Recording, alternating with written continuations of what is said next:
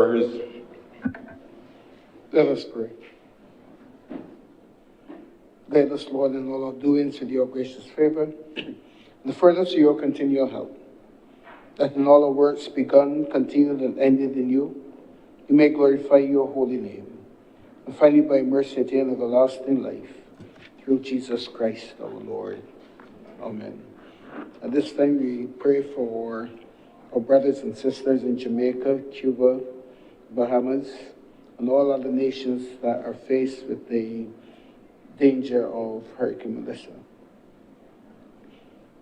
God of goodness and love, in whom we can trust in every hour of need, have mercy on all who are faced with fear and distress through hurricane, earthquake, tempest, pestilence, and flood.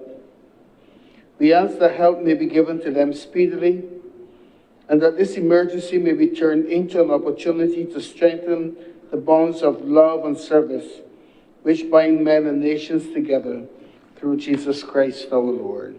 Amen.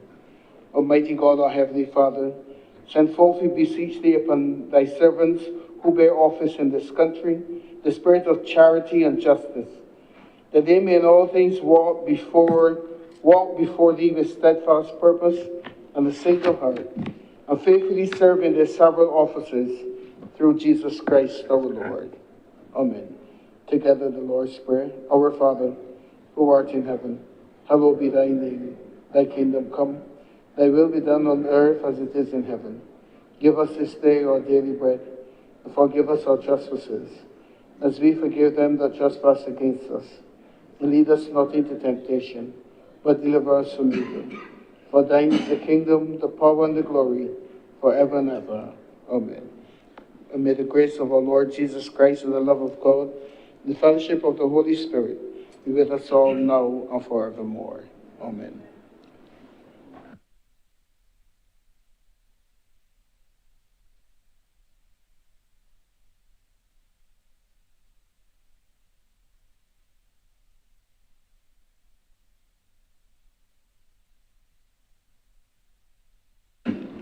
The Senate is in session.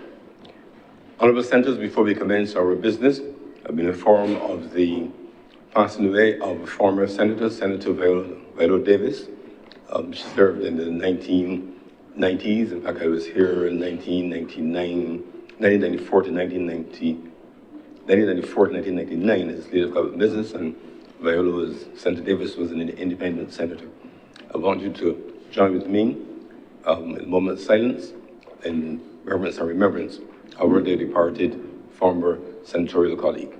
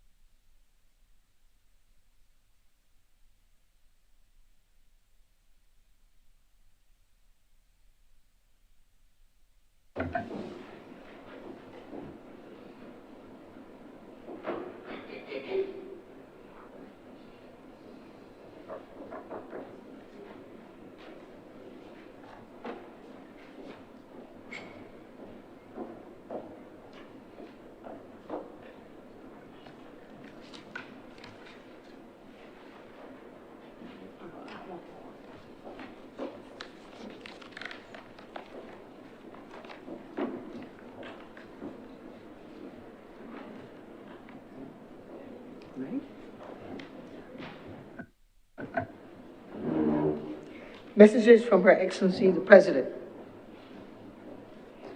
Announcements by Your Honor.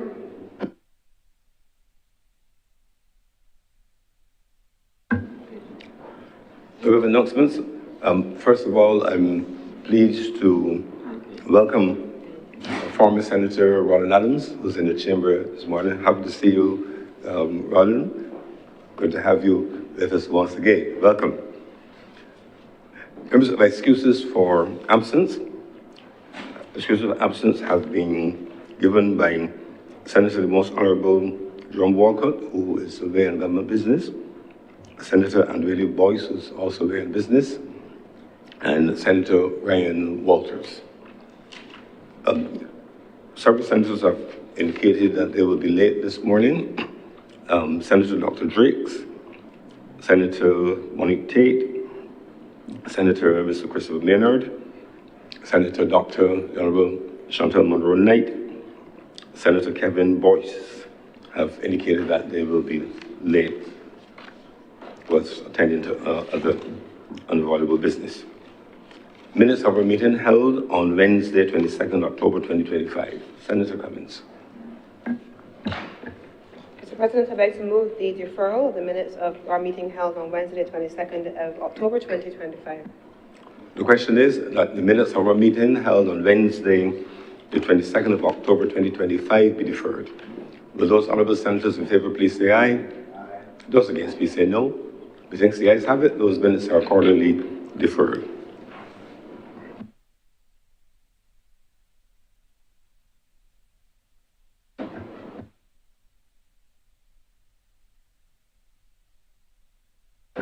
Presentation of papers.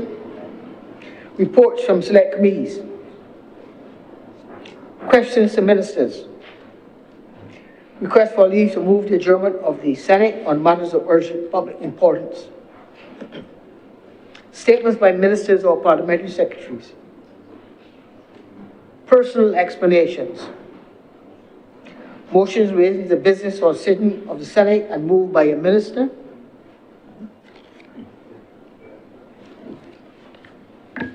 Mr.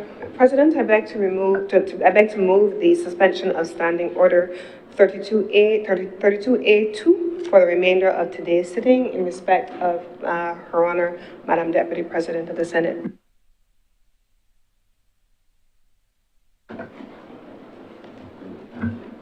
The question is that Standing Order 32-2 be suspended to A. It was suspended for 32A Part 2.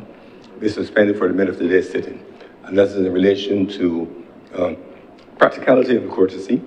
Senator Her Honor was a member of the Parliamentary Reform Commission, and the report is being proposed that rather than the 30 minutes, she gets an hour, as was done with Senator Andrew Boyce, who was a member of the Disabilities Commission. And when the Constitution Review Commission comes up, if there are members in here who are members of those commissions, so that they could add some depth and dimension to the discussion and debate. So the proposal is in relation to that specifically, narrowly and specifically struck. Setting the parameters is not a general suspension, and it relates only in those circumstances will it come and be used in these cases for those members of commissions who are able to add depth and dimension to the discussion and debate. So the question is?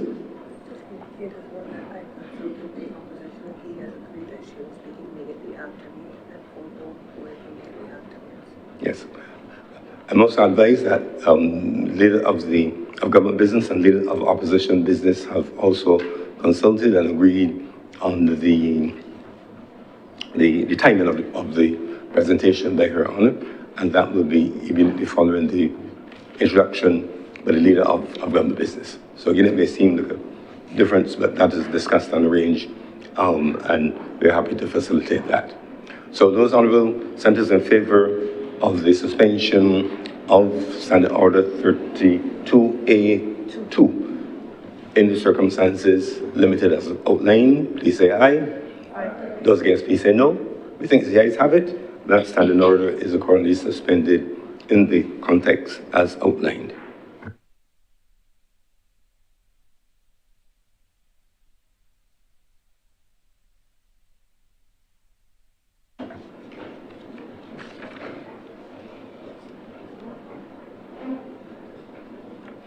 Introduction of bills.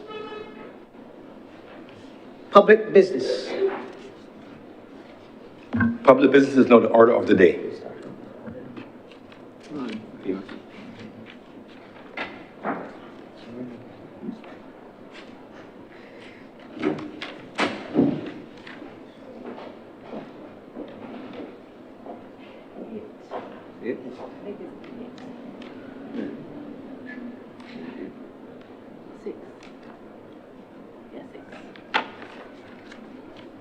Mr. President, instant order is order number 6. Order number 6, in the name of the honored leader of the Senate, to move the passing of a resolution that the Parliament of Barbados take note of report of Parliamentary Reform Commission 2024 and its recommendations. Senator Cummings. Thank you very much, Mr. President. Let me begin by apologizing, first of all, for my voice, which has been a little bit husky for the last couple of days, but I'll do my best to make sure that I am audible and understood. Before I get into my actual presentation, though, I do wish to take the opportunity, certainly on behalf of the honourable senators on the government side, and I would perhaps even risk to do so on behalf of the Senate more broadly, to extend our support for Jamaica that has been battered over the last 24 hours by Hurricane Melissa, and to say what they know already from Barbados. Barbados stands with you. Barbados stands ready to support Jamaica through the normal channels, and I would want to encourage Barbadians who have seen the photos, who have seen the videos, who have felt as if this has happened to their brothers and their sisters, that they put down their phones for a moment and take the opportunity to find a reputable agency, institution, service organization, and to join the donation effort in support of Jamaica. I also want to take the opportunity to thank the people of Jamaica for, even in the midst of their hours of need, they supported our Barbadians in Jamaica. Barbados has, as we know, many Barbadian students at the Mona campus in Kingston, and I know for a fact that there are many Jamaican families that took in Barbadian students into their homes along with their own families to ride out the storm. And I want to express appreciation for the people of Jamaica for always, always living their motto that out of many, we are one people. So, Mr. President, I also want to, in that context, as Minister of Energy on this occasion, to also say that currently the Barbados Light and Power is in the chair of the CARILEC, which is the Caribbean Association of Regional Utilities, and as such, they are mobilizing the regional response on behalf of all of our utilities to go into Jamaica, as they have done in the immediate aftermath of the passage of Hurricane Beryl for our other Caribbean neighbors, and they are doing so as we speak for Jamaica. And I want that, where possible, that we can also coalesce our support behind the Barbados Light and Power Company as we go into Jamaica as an energy sector across the region to help that country restore its electricity supply. So those would be my initial unrelated remarks for this report today. Mr. President, the report that is before us has been with us for some time, and we have heard the debate when it took place in the other place, where we spoke about a range of things, and in summary, it is an extensive report that the Chamber is considering today, Mr. President. The report captures a number of recommendations, which I will go over in my own presentation, but I will confine myself to 4 main areas today in my presentation because, as you indicated, Mr. President, we have a member of our chamber who sat in on the commission and who sat in on the process of arriving at the report that is before us. And so in the person of Madam Deputy President, we want to be able to hear as broadly as we can and with as much depth and breadth as we can what the considerations were before the commission based on their terms of reference. And so I am looking forward to hearing her provision, and it is on that basis that I am grateful for the agreement of the leader of opposition-based business here in the Senate to allow for me to suspend the respective standing order and to give her additional time to give that depth and breadth. So, Mr. President, let's go. We have a couple of things that this report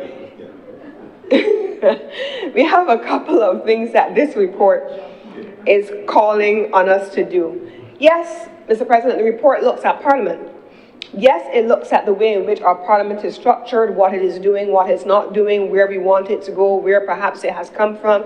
And it does all of those things, Mr. President, in a lengthy document. But first and foremost, Mr. President, what this report actually does is that it asks us to examine ourselves.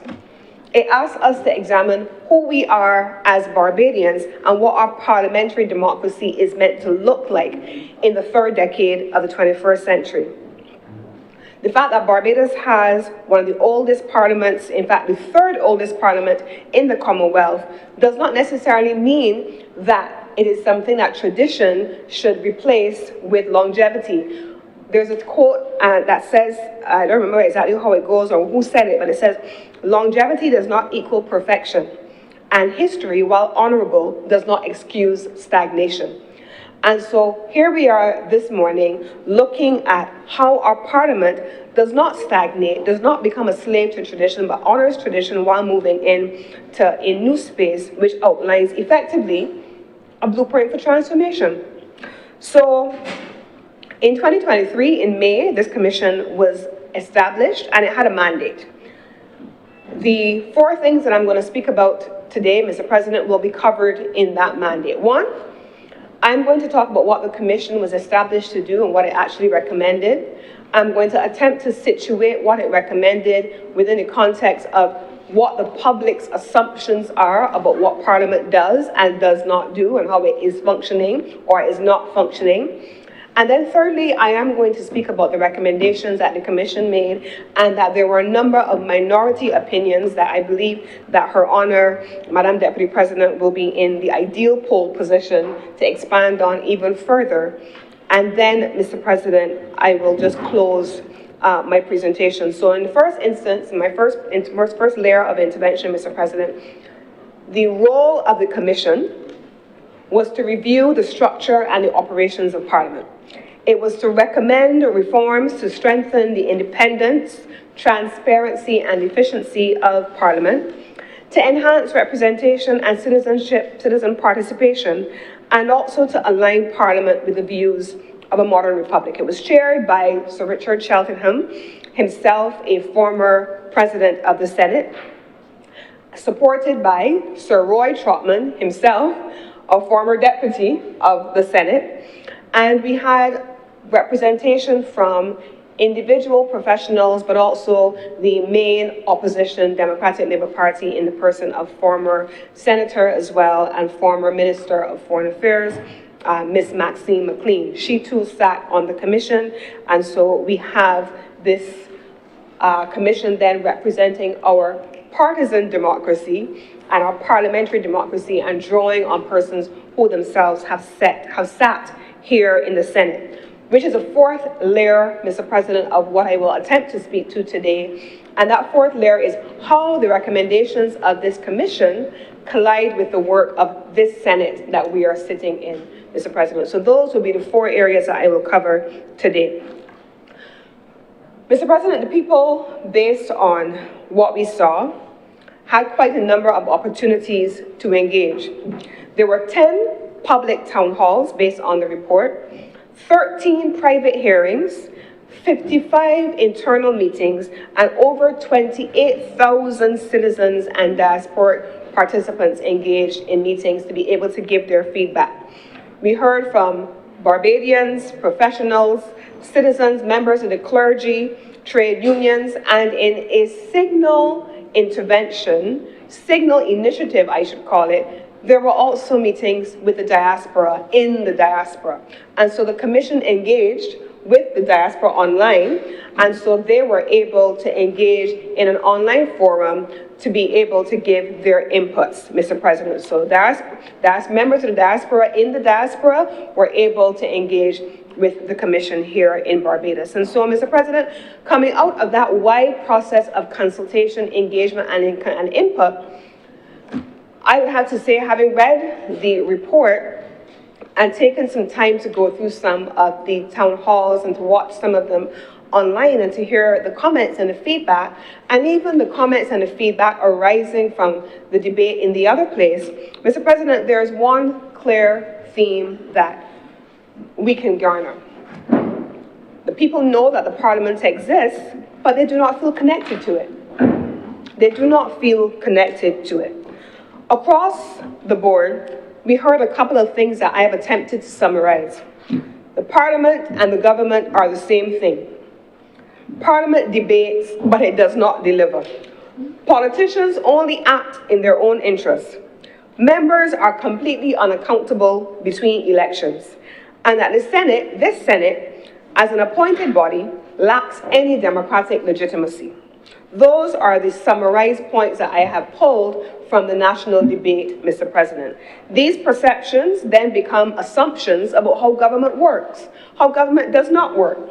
And this matters, Mr. President, not because these assumptions are accurate in all their forms, Mr. President. In some instances, people may feel that way legitimately so, and we have to address why people have felt this way about their parliament. But, Mr. President, it matters because this is about democracy. And democracy depends not just on what our institutions are or are not doing, but on how citizens feel about those institutions and how they believe they are working. So let's start to underline and get into the weeds of what some of these assumptions have been. The first one is government and parliament are the same. Mr. President, yesterday evening I was in a supermarket and it was a Tuesday. The other place meets on a Tuesday. It met yesterday. And a lady at the cash register says to me, "Oh, you just left Parliament." Now, I'm a senator, so I wasn't in Parliament in the other place yesterday, but I was happy as I was preparing for today's debate to hear her recognize me not as a minister of government, but as a parliamentarian, even if she got the day wrong. That mattered because people then are able to follow. But, Mr. President, if you look at the House, the other place, or you look at the Senate, on Parliament TV, on any given day, people don't watch it, Mr. President, except the party faithful of either side. People do not watch what happens here. Mr. President, I patronize some establishments, whether it is in my local nail salon, my local hair salon, whether I'm going to have a lunch in a restaurant or in a shop. Most people have no idea what Parliament has done. They hear and they capture their information from social media. And social media comes with sound bites, 30 seconds long, most times, most sensational headline, usually shared by persons who themselves don't always know what they're talking about, especially as it relates to governance or government, but that's where people are consuming their information. And so when you ask somebody, or somebody asks you, but what did Parliament do on any given day? They don't have a clue. I remember, Mr. President, growing up in the days, and I'm not trying to date myself, just to be clear. I remember growing up in the days of my grandmother having a radiofusion in the house. I remember growing up in the days of when Parliament debates used to be carried on the radio and everybody used to listen. Not just, Mr. President, for the cut and thrust and the enjoyment that comes from parliamentarians going at each other with snarky remarks. And we have our former Senator Rawdon Adams with us today, and I'm happy to welcome him in the chamber today and happy to be able to pick on him as well because both of his ancestral predecessors would have been part of that cut and thrust. of parliamentary debate, some of the most sharp tongues and most incisive statements, Mr. President, would have come from his predecessors, his ancestors, who occupied the halls of the other place, Mr. President. So people did enjoy that, and that was the enjoyment, yes. But they also were able, in that time, to learn about and understand how government functions.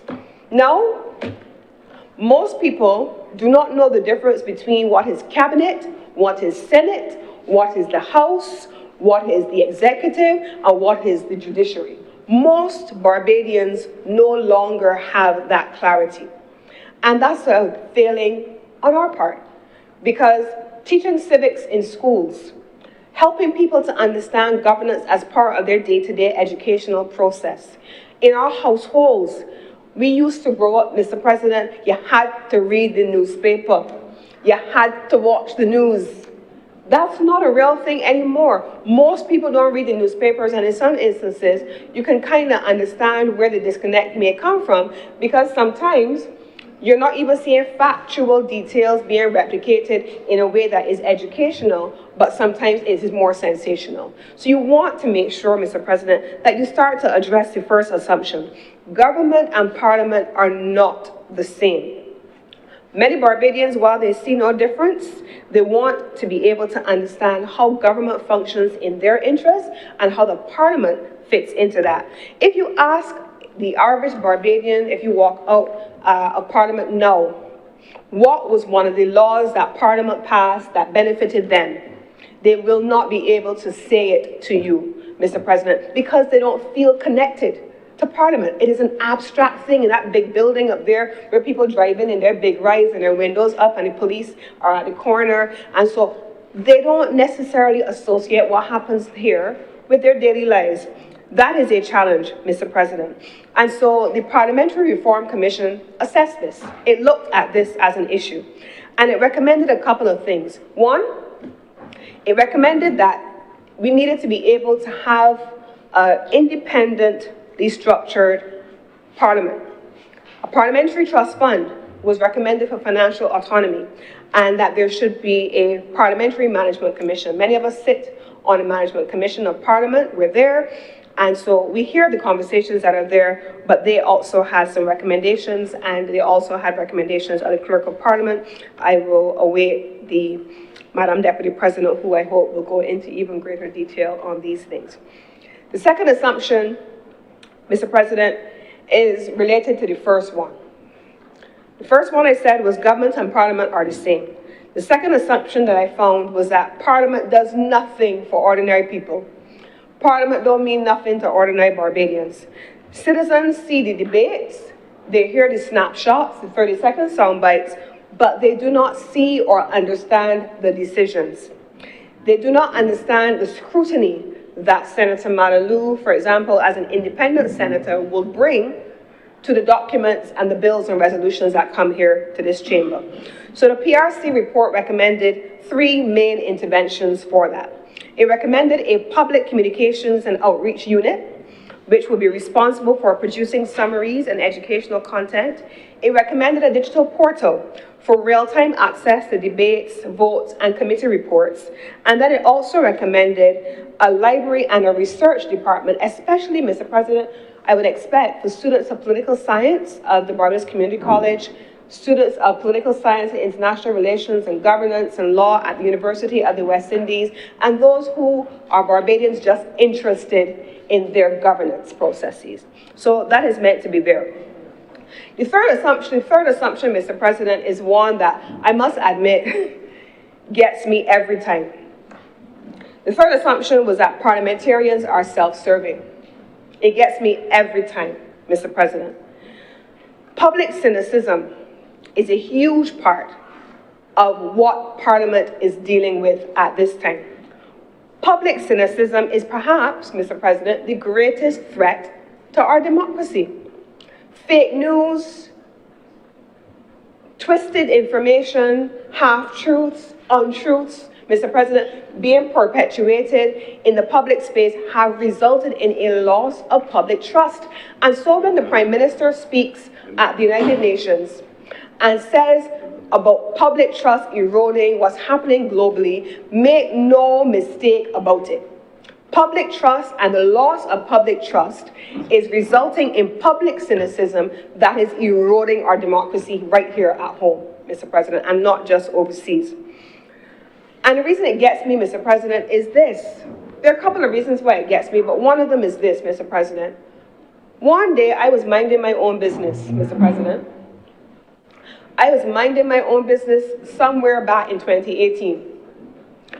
I was, at the time, employed in the private sector, and it was a Saturday to be precise, and I was at a hair salon. I was under the hair dryer, Mr. President. I remember it like it was yesterday, and my phone rang. In my mind, I am thinking, so next week, here's what I plan to do. This is what my agenda is. And interestingly enough, as I opened about Jamaica, at the time I was living and working in Jamaica. I was a member of the executive leadership team of the University of the West Indies at regional headquarters in Kingston, Jamaica.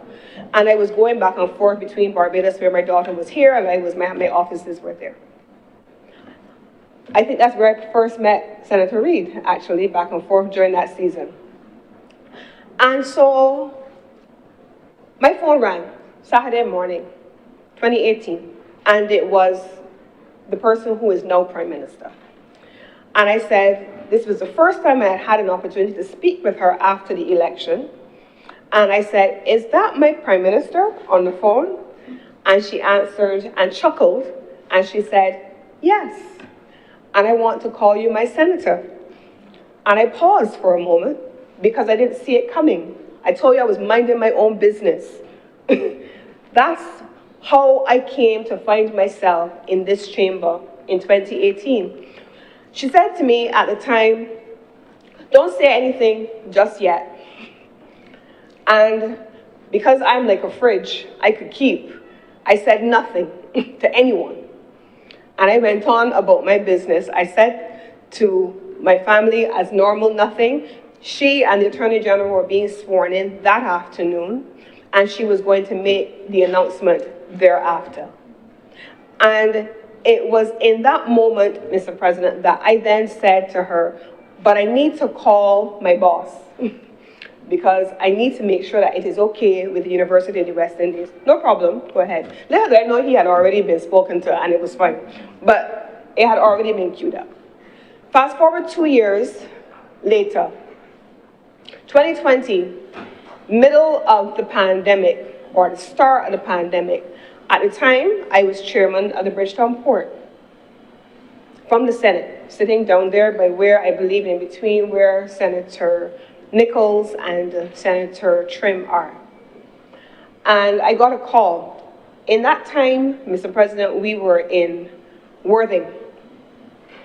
We had COVID, we were meeting in Worthing. This building was under renovation. We were not in this building. And the Senate had just finished sitting, July 2020, Mr. President. And I got a call, again, from Madam Prime Minister.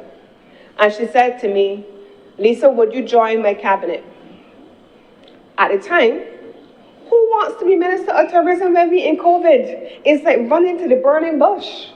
Nonetheless, you had no time to make a conscious decision other than to say, yes, I will serve my country. I left Worthing and hustled because she was going to make the announcement in 2 hours. 2 hours is the time that I had to make. I have 90 minutes. Senator Reid is here saying he had 90 minutes when it was his time. I had 2 hours to make that decision. No, I didn't have 2 hours to make that decision. It was an instantaneous decision, and she was making the announcement in 2 hours. I had enough time to leave Worthing and get to my house to be by my mother when the announcement was being made. I did not say anything to her, and she heard it for the first time. And the truth is, and I'll say this for the first time, I cried when everybody on the outside was thinking mistakenly that I was so excited about coming into cabinet. I really was distraught because I had had such a tremendous time working with the team in the port, and I was unhappy that I was leaving. So I missed it. And I was also overwhelmed by the sheer enormity of what I had just agreed to without thought or pause. I was genuinely overwhelmed. But without consideration, Mr. President, you were asked to serve, and you serve. When you are going to apply for a job, Mr. President, you have terms and conditions of service, terms of reference, you have salary negotiations, you know what your salaries are going to be, what your salary and your allowances and your entitlements are going to be, and you come and you walk into it with eyes wide open. Does this work for me? Does this not work for me? If you are at the top of the ladder, if you're at the bottom of the ladder, you have a negotiation around whether you're going to accept this job. We made instant decisions to serve. And as I look around this room, and as I look around the Parliament more generally, there are so many persons who are here to serve, who could be anywhere else in the world, doing anything else but being here. And so, Mr. President, the decision to serve is just that, to serve.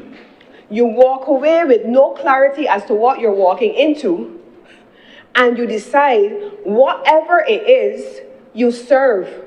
I know people, well, who took 50%, 55% salary cuts, walked away from all benefits, walked away from all allowances to serve. To serve.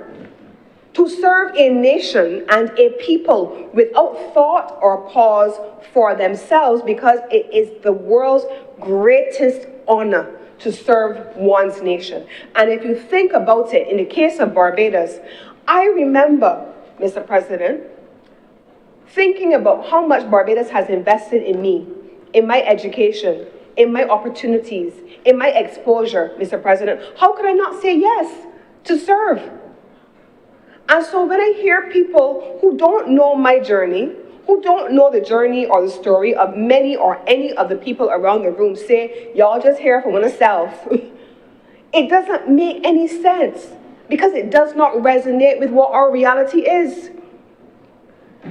Most people would not have imagined that parliamentarians, as we are now, do not have health insurance.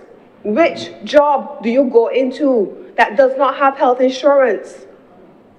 Most people would not have a clue that we had to change the law a few years ago to allow us to even get vacation. How basic is that?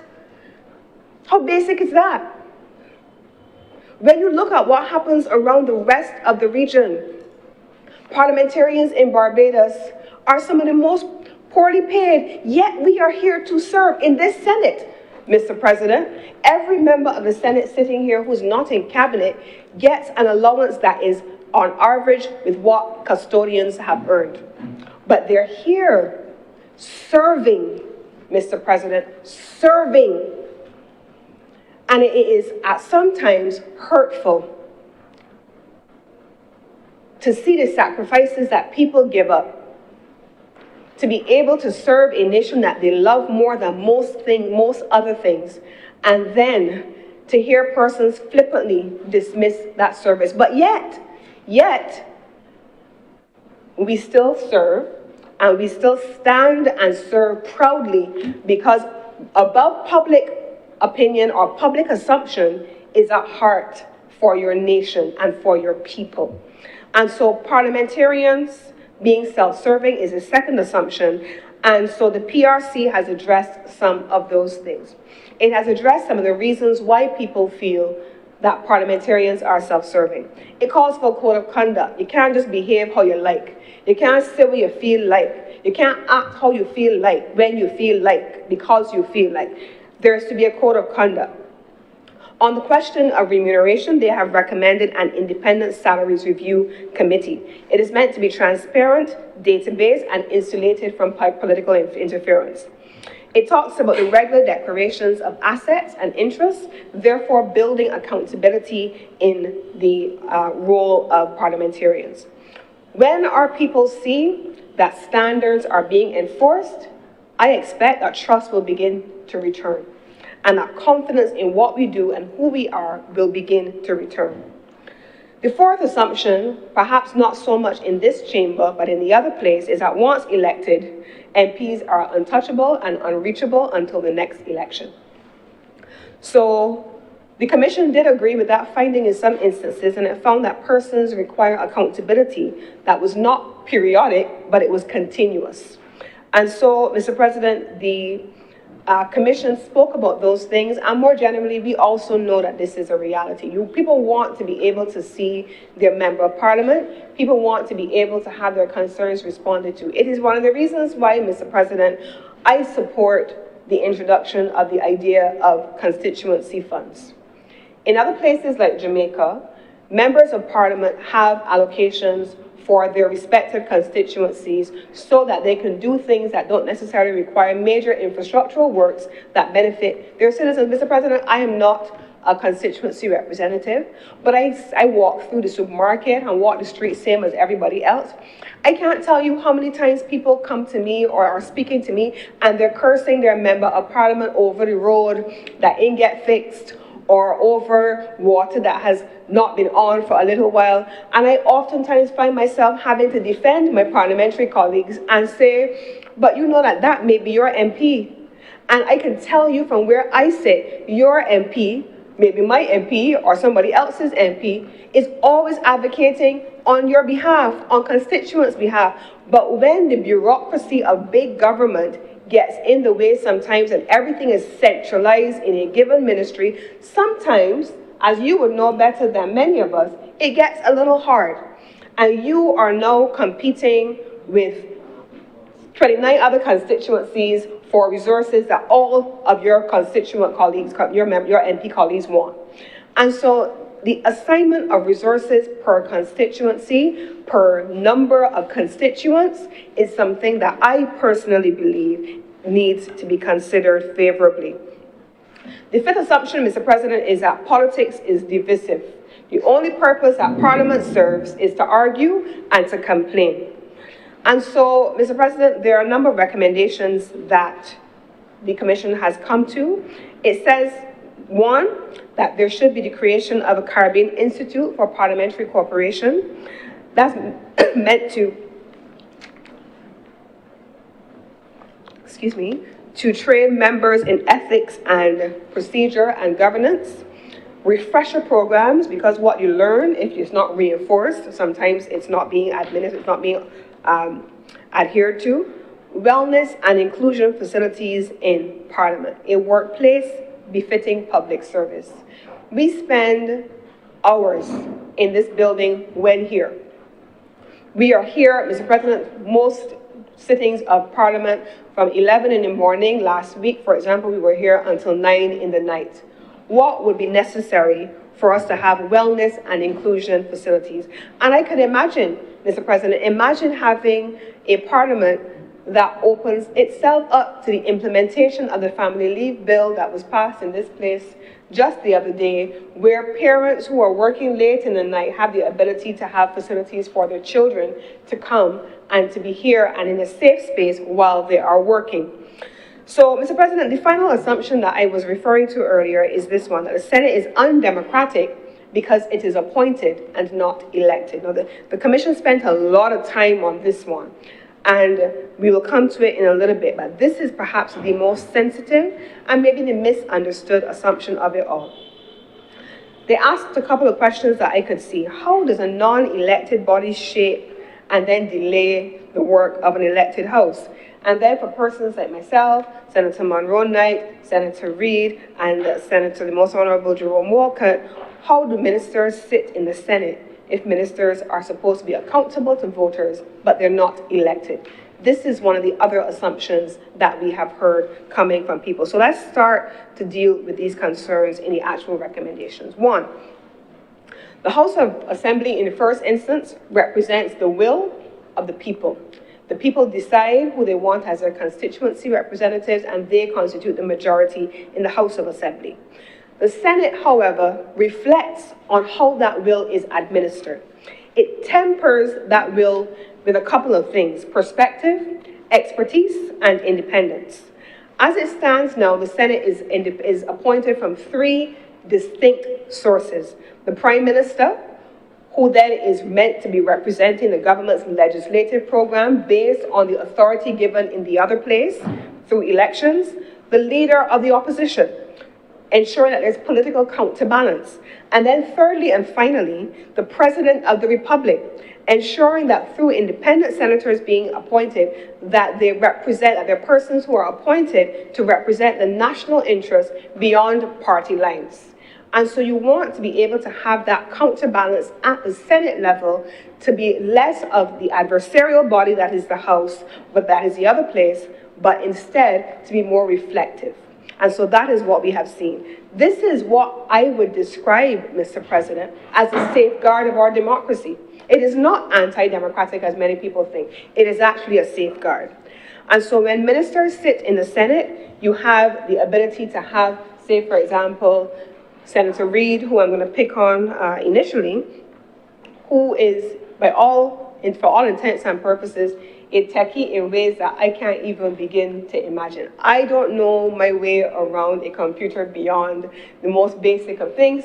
He lives, breathes, eats, sleeps technology, innovation, transformation.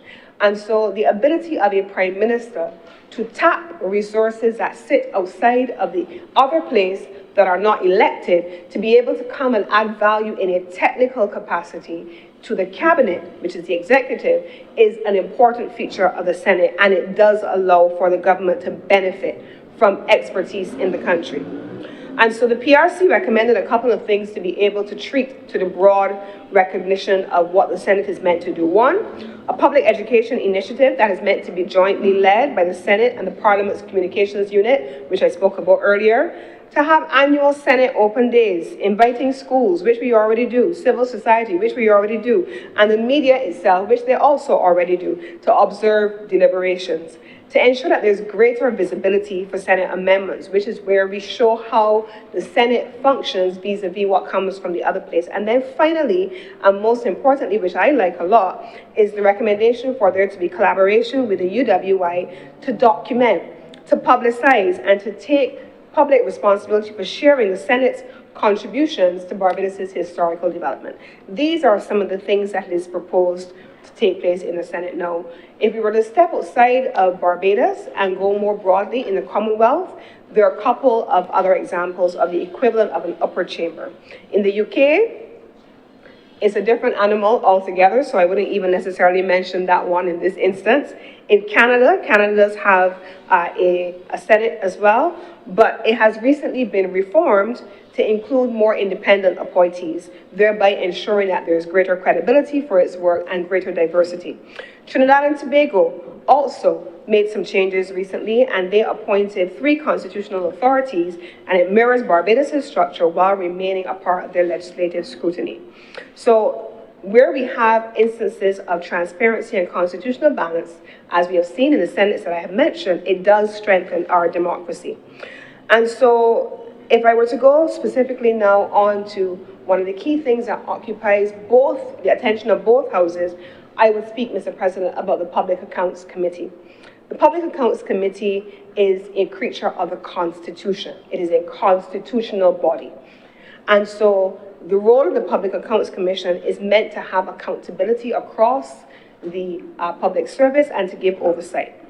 The Commission recommended, Mr. President, that the PAC should be strengthened with external expertise, that the reports of the PAC should be debated in both houses, and that we should have a code of conduct and an ethics committee across both houses. Once this is done, Mr. President, this also helps to add to the public scrutiny and the confidence building mechanisms that I have spoken about, Mr. President.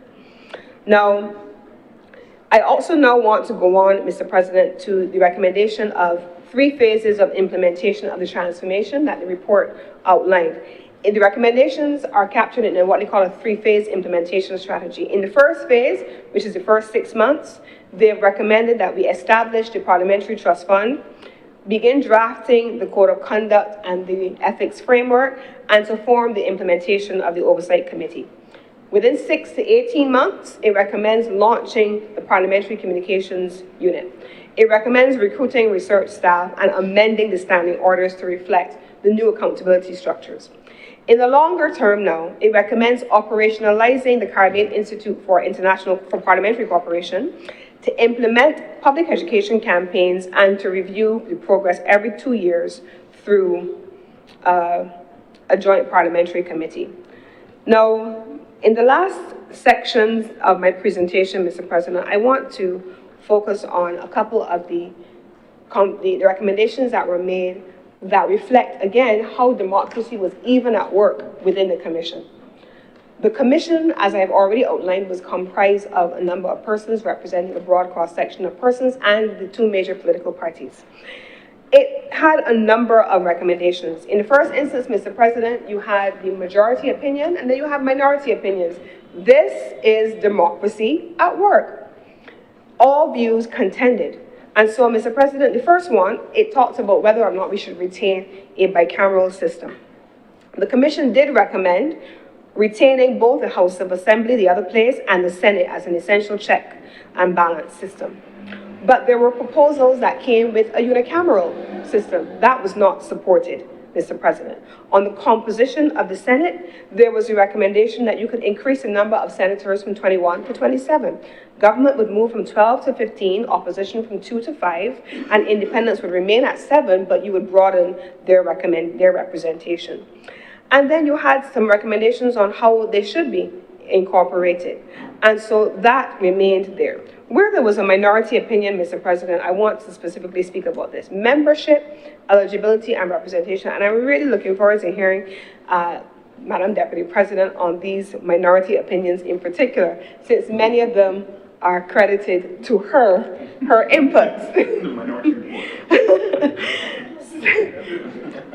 So on the question of dual citizenship, and former Senator Rawdon Adams, I'm happy that he is here today again, Mr. President, because on the question of dual citizenship, I remember in 2018, one of the first items that this Senate debated when I was here was the ability to allow persons who were not residents in Barbados for a period of time to be eligible to sit in the Senate.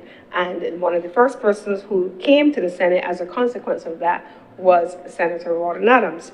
And so the recommendation of the majority was that we would retain the current eligibility, particularly for members who have dual citizenship, to serve as members of Parliament.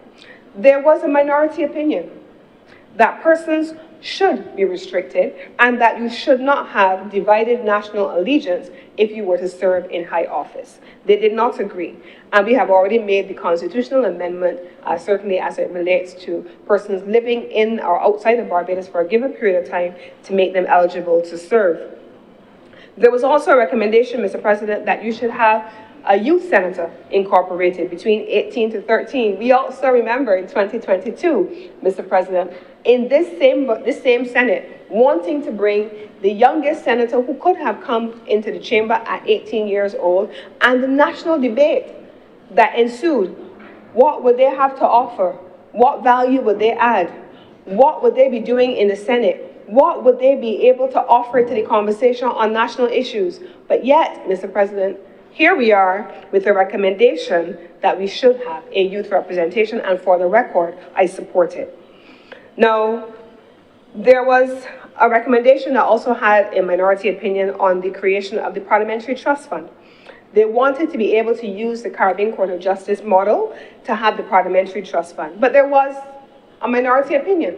The minority opinion said that it would result in, and I want to use the language, they cited concerns about transparency and parliamentary accountability for spending. And so that was the recommendation that we have before us in the report and the minority opinion. Then, Mr. President, we serve here not by ourselves. You have the composition of the Senate as we sit, but we are guided. Successive Senates are guided each time. And many times, if you're watching on the screen, you see people moving back and forth here or in the other place. They represent the office of the Clerk of Parliament. We could not do what we do without the office of the Clerk of Parliament and all of the clerks who serve Parliament. And so the report looked at the role of the Clerk of Parliament, and it made a proposal to change the role of the clerk to one akin to a Chief Executive Officer of Parliament. And it said that this would be equivalent to the role of a permanent secretary in a ministry that has administrative, operational, and financial control over the operations of the office. And that there needed to be a mechanism to allow for succession planning through assistant clerks so that you would always have professionals who were there. I've spoken enough about the PAC and I've spoken about that, but one of the key things that parliamentarians over the years have spoken about in this chamber, certainly in the Senate, has been how we treat to the work of the Law Reform Commission, the Law Review Commission, and consolidated text of legal texts.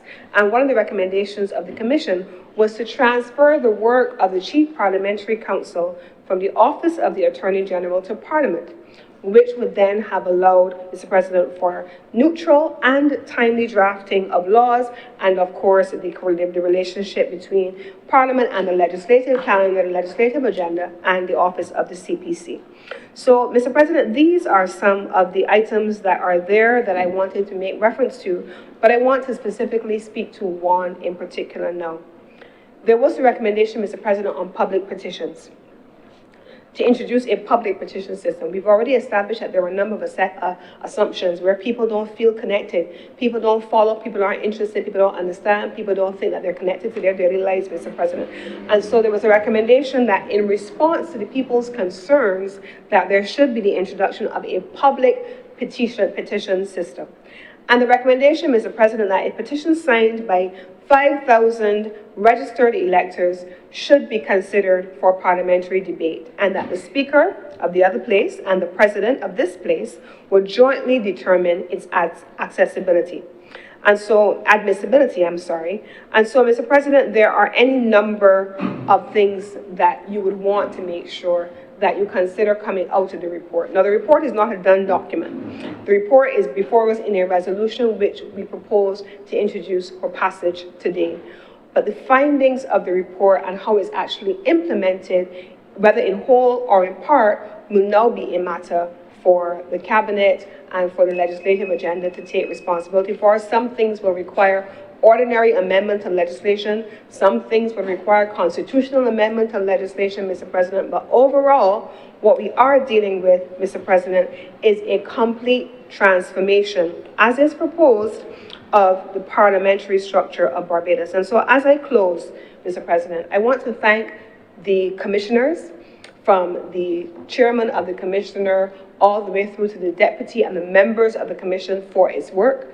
It has been stellar work, it has been detailed work, and the people through you and through your consultations have spoken.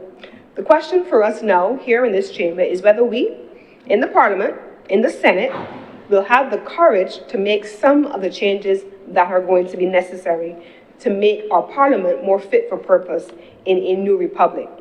So what we're looking at now, Mr. President, is really not just procedural change. It is not just institutional change, but it is a renewal of our democracy. What we're hoping to have, Mr. President, is a Parliament that is not just independent, but inclusive, modern and moral, transparent in both intention and in action. We want to be able, through this report, to show the Barbadian people that even an appointed Senate, as we are currently constituted, is representative of our democracy at its finest, and that we act with conscience here in this chamber, we act with competence here in this chamber, we act with courage here in this chamber and in the other place, and for the report to then be passed as a reflection, the resolution on the report to be passed as a reflection of our commitment that the credibility of our Parliament, the structure of our Parliament, the composition of our Parliament, here and in the other place, will determine over time the strength of this republic. And with these few words, Mr. President, I beg to move that this resolution do not pass. Thank you very much, Senator Cummings. Her Honor, Senator Thompson.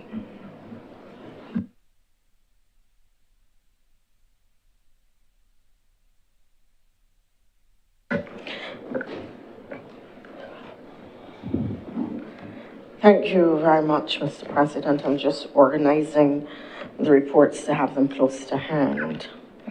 I thank the Chamber for its suspension of these standing orders so as to give me greater time to elaborate on some of the recommendations.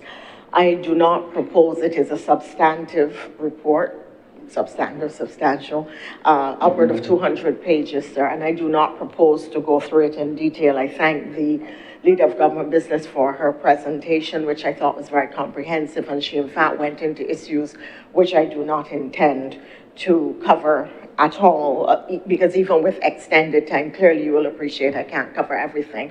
What I hope to do, since the handing in of the report in 2024, there has not been any public presentation of the broad recommendations. I really hope today to go through them and to explain some of the reasons for the majority decisions and some of the reasons for the decisions and conclusions which the Commission came to, particularly on issues that were highly controversial, like first past the post versus representational parliamentarians, or a more representational system.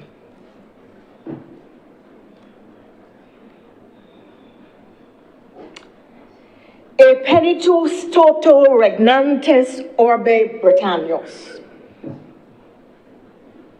And the British rule throughout the world. Those are the words inscribed on the mace of the Parliament of Barbados. And the British rule throughout the world. Lying in the center of our democracy is a tribute and call for the perpetuation of colonialism and the rule of the British over this country and the rest of the world. And for those who asked why it was necessary, if Tim Brett don't fix it, with nothing wrong with the parliamentary system, nothing wrong with the Constitution, what we're doing. These were some of the questions which we had to face, posed to us as a commission. Why are you tinkering with this? And our answer simply was that we wanted to have here in this country a form of democracy, a form of parliamentary governance, a constitution which our people had an opportunity to contribute to say what they wanted, to have indigenous institutions and documents, governing documents, born out of our socio-cultural and socio-historical experience. But really, embedded deep in it is not the desire for the British to continue to rule the world, but for us to rule this space, giving to it greater governance, greater opportunity, greater democracy, a greater expansion of who we are as a people, embedded in the documents and in the institutions which lead and serve us as people. And so the idea of a constitutional reform commission and of a parliamentary reform commission was decided by the cabinet, even though there were overlapping areas, so that they could have a number of Barbadians give voice to the elements to which I spoke, and so that the members of the broader public could have some say. And I wish to put on record,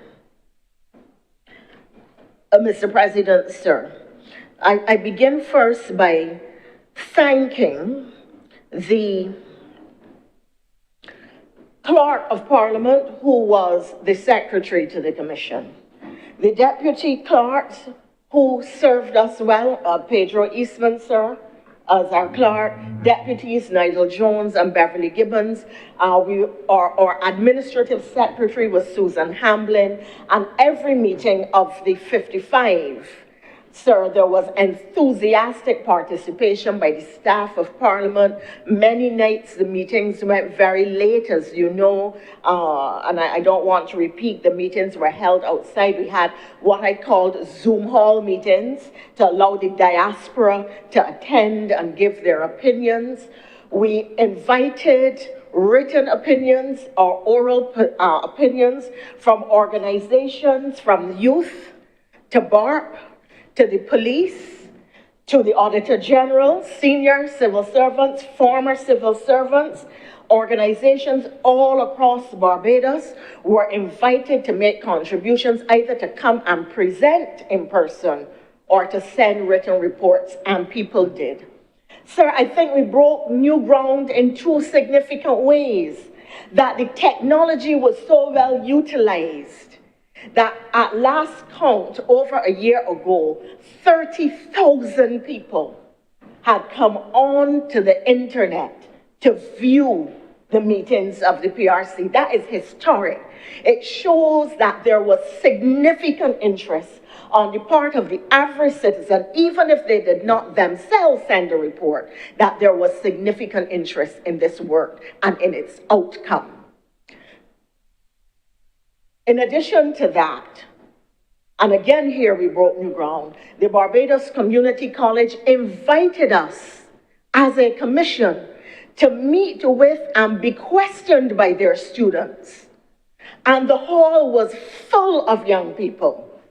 Even though we had a youth meeting in Queen's Park, the hall was full on that evening with BCC students, some of whom asked questions coming to their heads in the moment, and others of whom came with prepared questions to be searching questions to get answers from the commission. I have to tell you, sir, that I was not initially a member of the commission. I was added after, before the initial swearing in, but not when the commission was initially announced. And it turned out, sir, to be one of the most enjoyable assignments of my career. It really was. It was an honor and a pleasure to work with Mr. Corey Beckles, representing at that time the political party of Reverend Joseph Atherley, Dr. William Chandler, who was the youth member on the commission, Dr. Richard Ishmael, and Dr. William Chandler is a PhD, not a medical doctor. Dr. Richard Ishmael is a well-known heart specialist in Barbados, but he represented, the professional class of Barbadians. Sir Roy Trotman, whose distinguished career was demonstrated at every meeting, his negotiation skills. In fact, he got a little rough with me one day, and it was interesting to watch him as a unionist and a negotiator. But really, he brought tremendous depth to the commission. Ms. Maxine McLean, who represented the Democratic Labour Party, Sir Richard Cheltenham, who was our chair, very distinguished extended career, sir, and I think this was probably a capstone contribution to the country for him, as well as for Sir Leroy, or Sir Roy, as we all call him in Barbados. And we went to the seat of the major political parties, sir. We went to George Street, and we went to 111 Roebuck Street. And we listened to what the political parties had to say. And I felt that it was important, sir, for the names to go on the record in this chamber. The Mace of Parliament symbolizes the authority of the Crown, not of the President, not of the Prime Minister, the authority of the Crown and the authority, the sovereignty, the importance of the House, the dignity of the House. It is time, sir, that our symbols and our governance become more reflective of who we are.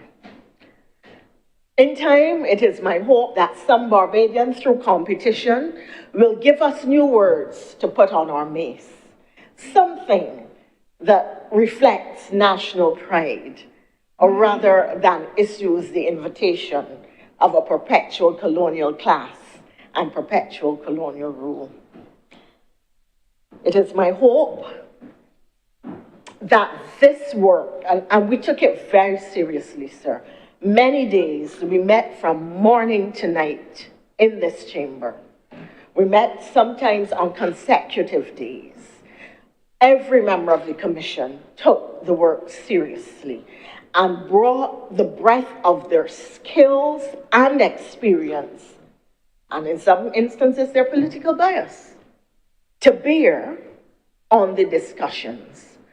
And even when we disagreed, the spirit of compromise and consensus underpinned what we did, because we understood that as a commission, as a group, we were charged with an important responsibility which needed to be reflected in the quality of our output and the substance of our output. So I thank all the staff, including the Marshal, the Deputy Marshal, and others who were very much involved in this process, and all who followed us around. There were some people who came to every meeting. I am grateful, sir, to all of them. This is not an attempt to erase history, but over the 13 chapters which constitute the report, including both the decisions and minority opinions, of which there were many, and we were careful to script our minority opinions because we wanted people to understand the rationale by which the minority views were arrived at. Because we understood and recognized that with a CRC and a PRC, while we were making recommendations, government had its choice over which recommendations it would take. And it was entirely possible that they may accept some of the minority recommendations. And I would want to say, sir, that at no time did the Barbados Labour Party seek to influence me as to what I should say or do on the commission. And that was extremely liberating. At no time did they say, this is the party's position, and therefore that is the position you must carry to the commission. So I can honestly say that the opinions I expressed, including the minority opinions, the ones which did not find favor with the rest of the commission, are in fact my own thoughts and my views as a professional, as a Barbadian, and as a person who has served this country at several levels for a very long time. I start, therefore, sir, the debate around the parliamentary reform has frequently been concentrated on the issue of terms and conditions and salaries. I do not propose to have that conversation today, because once we start it, people get completely distracted from the fact that the report deals with a multiplicity of issues relating to governance, government, and parliament that have nothing to do with terms and conditions or salaries, because that is only one small component of what it is that happens in relation to parliament. In terms of there are 13 chapters, as I indicated, 200 plus pages. In the administration of Parliament, the Parliamentary Reform Commission calls, the Parliament has 79 staff members. The space is extremely constrained. You cannot have, apart from the committee's room, the Ermy-Bourne committee's room, it is not possible to have simultaneous meetings, yes, unless you go down into the dining room. It is a complex organization, not only dealing with national affairs in the lower and upper chambers, but having the Management Commission, having on its grounds a museum. It is a historic place. It has multiple functions, including the fact that it has a staff to which it must cater. And therefore, one of our first recommendations is that as a branch of the major arms of government, the executive, the judiciary, the legislature, that the person who leads this process at the level of the Clerk of Parliament should enjoy the same terms and conditions of other people who lead ministries, and he should carry, or she should carry, the rank of Permanent Secretary. They are no less a person. This is a major responsibility, and we are very fortunate because we have had clerks who have been respected throughout the Commonwealth for their expertise, their dedication. The current clerk is no different in that regard, though he gives me a lot of trouble, sir. But really, we are very fortunate, and we really must commend them, respect and remunerate them accordingly, and understand the level of responsibility. We considered that Parliament needs more space, and therefore it was our recommendation that over time, the properties around Parliament should be purchased, and that for the physical expansion of the Parliament to have proper offices, proper facilities. Even we discussed even the possibility of a gym, so that whether it's parliamentarians or the staff and home care for children, because very often, whether it is parliamentarians' children or staff children, while Parliament is going on or runs late, you see people's children here from time to time, and that there should be such facilities in this space. We believe as well, sir, and it was significant that, as Bajan said, our words didn't fall from the ground, that the security here for the Parliament is lax. You come in, there may or may not be a policeman at the door. At one time, a policeman used to know every parliamentarian and their car numbers. The police don't know you. You pass by, they may or may not stop you. Yes, madam, what is it you want? And I said to one, my name is Liz Thompson, and he looked at me entirely blank, because really an officer providing security at the gate is supposed to know who you are and what you do. On another occasion, one said, what was your name again? So we really, and it wasn't just that. It was the fact that on one day, the chairman came in and was followed by a person asking for money, who could easily, could have been somebody who was unwell. We have had the budget snatched from a prime minister as he was about to deliver it right here in this Parliament. The Trinidad Parliament has experienced a coup. Parliaments all over the world have been subject to attack, and here at this one, historical relics were stolen off of the premises. Why? Because there is really no proper security.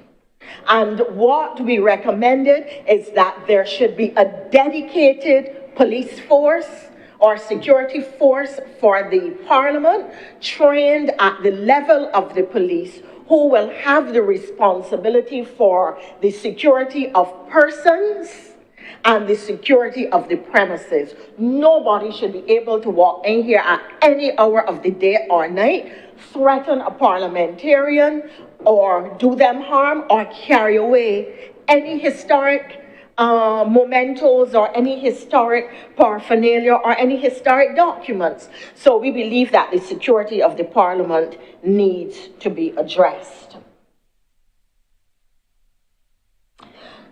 The Honourable Leader of Government Business spoke to the issue of our recommendations in respect of a new management commission, the structure and format and how it would function. There was a view that a trust fund should be established from which the management commission would draw its resources, and therefore that would give it independence.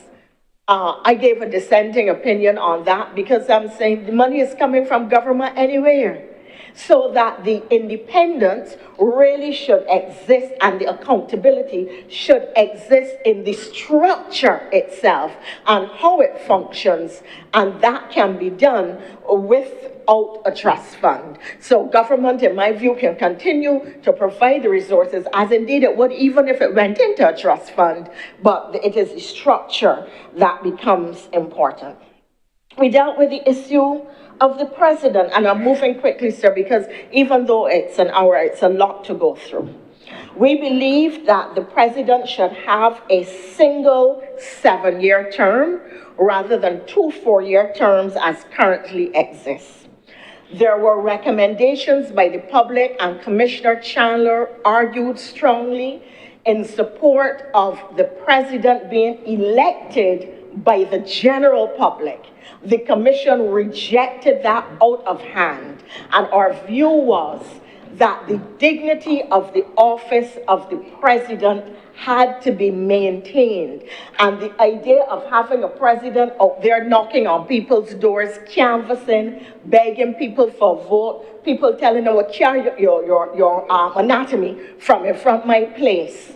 And then it being out in the domain, oh, don't mind him or her. I knew him or her then. The kinds of things that are said about politicians. And we did not want to reduce the office of the president to that kind of spectacle and the kind of tensions that then subsequent to an election, one would have to fight to repair because the things that had been in the public domain were so unsavory. And of course, these things go all over the world now with social media, and you couldn't discount the fact that somebody would really try to be ridiculous and make offensive posts about the canvassing candidate, presidential candidate.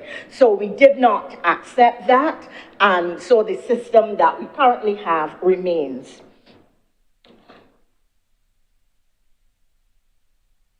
Commissioner Chandler and I were alone in the view that the president should be a person 60 years old and not under.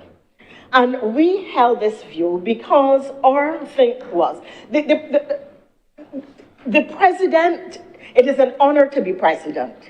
And we believe that you should come to the post with a certain amount of maturity and experience.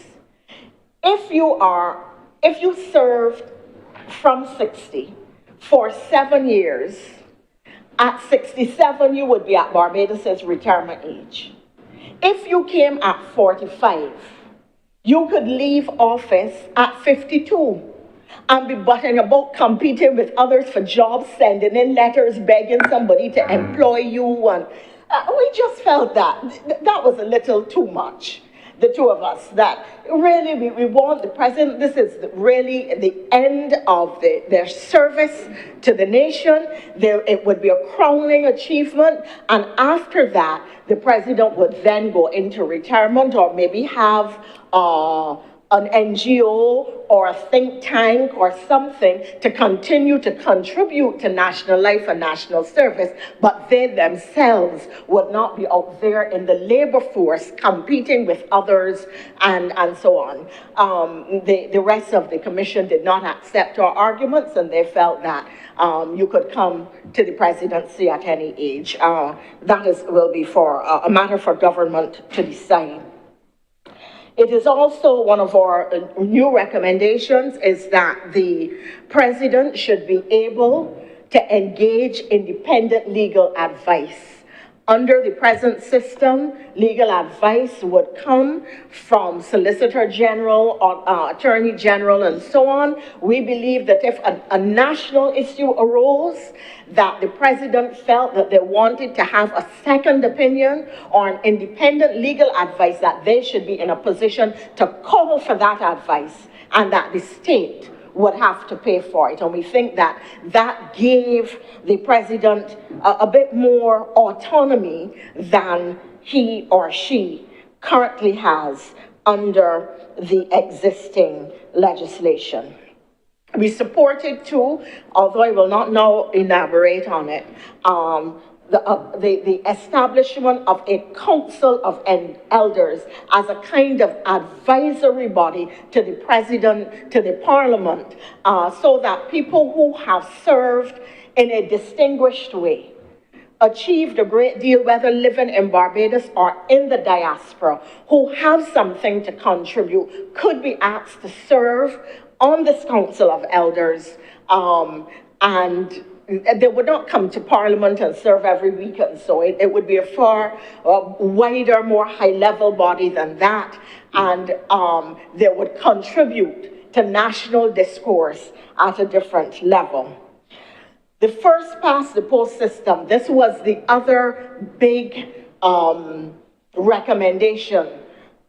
The majority of people making recommendations to the Parliament were concerned about the 2018 and 2022 election results. Their intent was not just to preserve democracy, even though they saw it in that regard, but to preserve the institution of the Democratic Labour Party.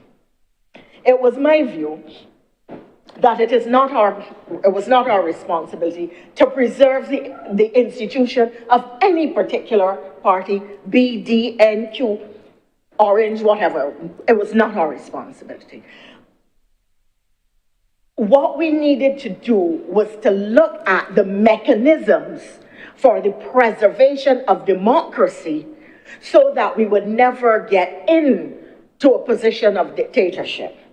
And in the end, there were a number of mechanisms which we agreed to as a body that I will share with the Parliament today. We rejected the call to end the first past the post system. We rejected that call because we brought in, and sir, that was another feature of how this commission operated.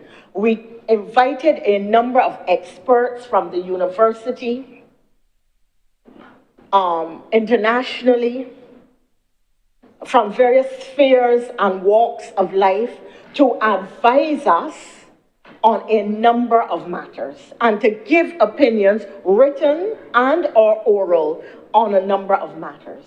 When our research was concluded, sir, the preponderance of the advice, views, and data given to us showed us that when you go for representational voting, so let me explain to the public. First past the post is what we have now. The person with the largest number of votes wins.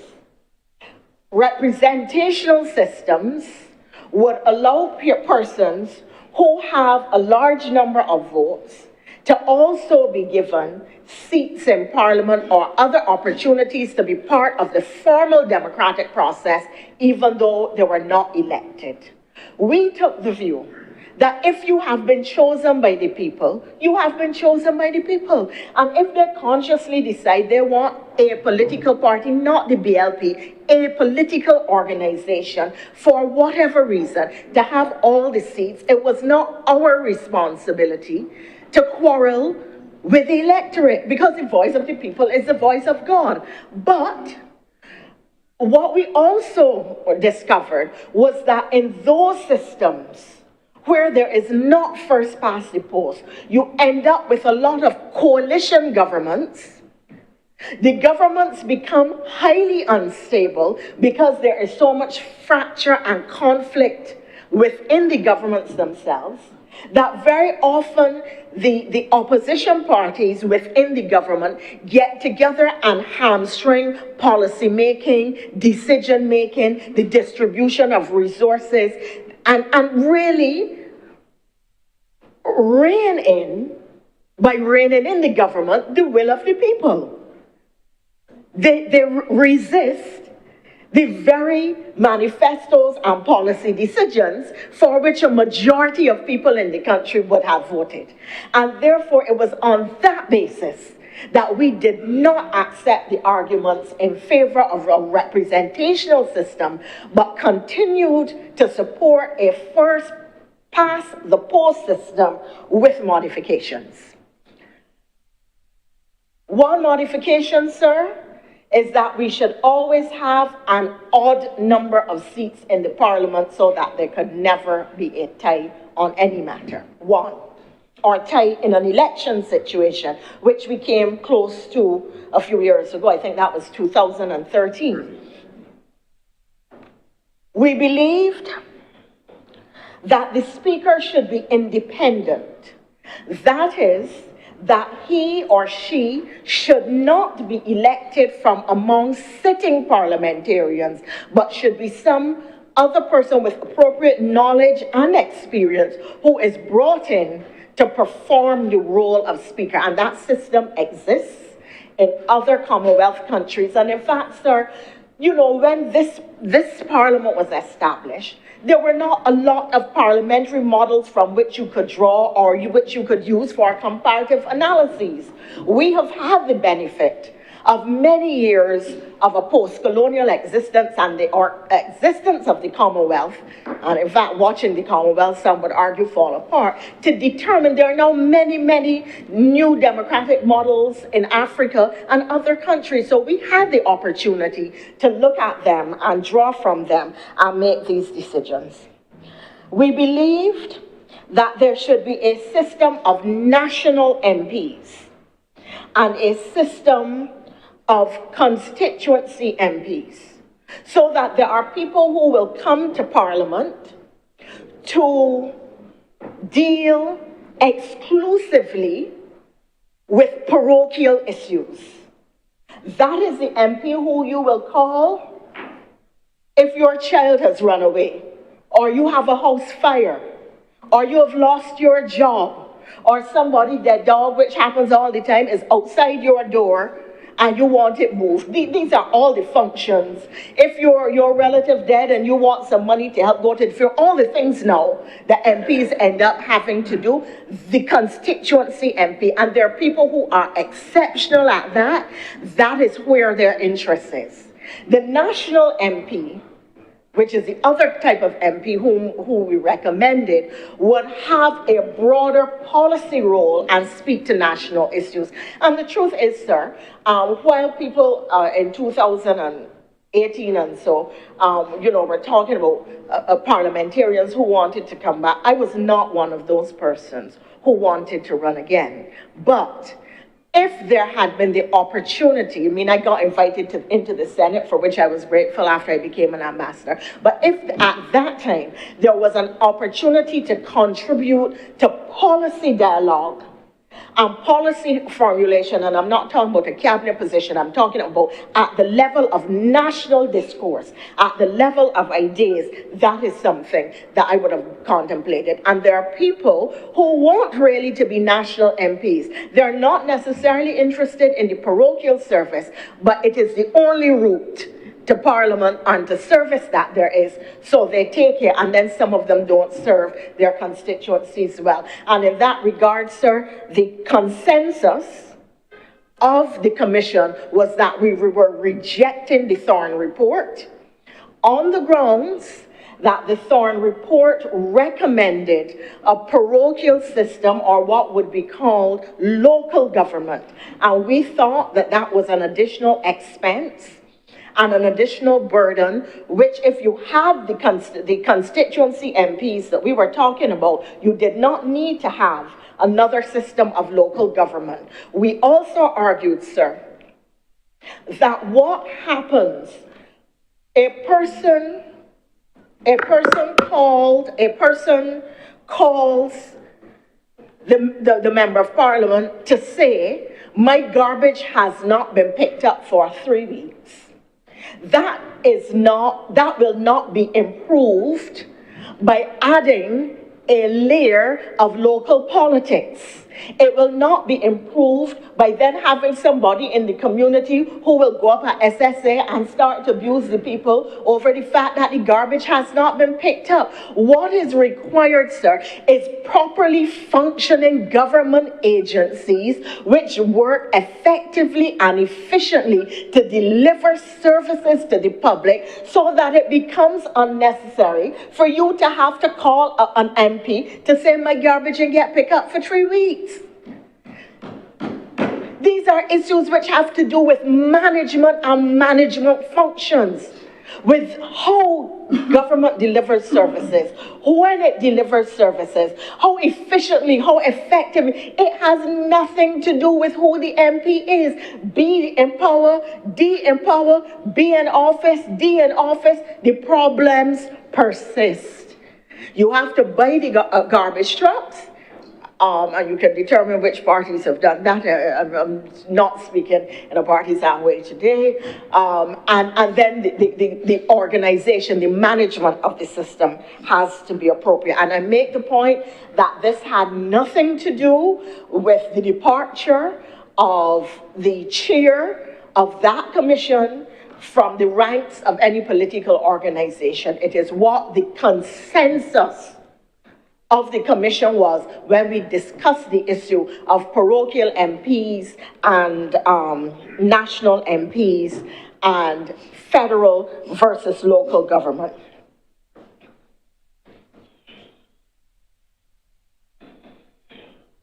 I'm just going through my notes. We recommended an increase, sir. Every time you have to talk about financing and political parties and money for parliamentarians, there is a lot of controversy. But the commission recommended that the vote for parliament or political party should be moved from $300,000 to $500,000. And we looked at a formula for addressing this.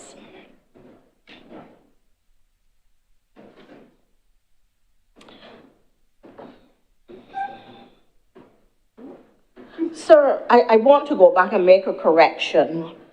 The consensus of the commission was that the speaker should continue to be selected in the way that he currently is. The minority opinion, which was mine, was that there should be an independent speaker. So I just want to make it clear so that there's no confusion in the way that it is reported or in the minds of parliaments, but I explained why. Because when you, apart from the numbers issue, when you become a speaker, you lose the right to advocate for your constituents. And that is the very reason that you were elected. You were not elected to chair the chamber. You were elected to serve your constituents and advocate for them, and you, in essence, lose that right. We determined, sir, that political parties in Barbados should be registered. Now, there was a lot of debate about that. We have a concept of what a political party is, but there is no legislation defining a particular party.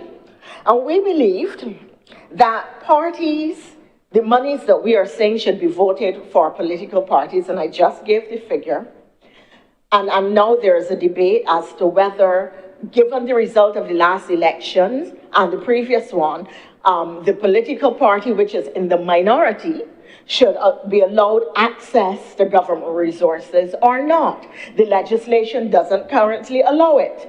But we are recommending, or the recommendation was, that you register as a political party. To be registered and recognized as a political party, you had to contest more than one election. You had to contest consecutive elections. You would have, or my view was that you had to show some evidence of membership. Not who the members are, but that you do have members. And there is a reason that I made that recommendation. Under the system, and I also, the commission held a view that you had to run in at least 5 seats I think that was their view. Where mine was, you had to get at least 40% of the vote having run in 2 consecutive elections. And the reason for that is that if you said you could call yourself a political party, you could register, and if you did not have to show evidence of membership, you could get together with a few friends and relatives, register. Each of your family members could run in the 5 seats, and then you would be entitled to taxpayers' money, having called yourself a political party.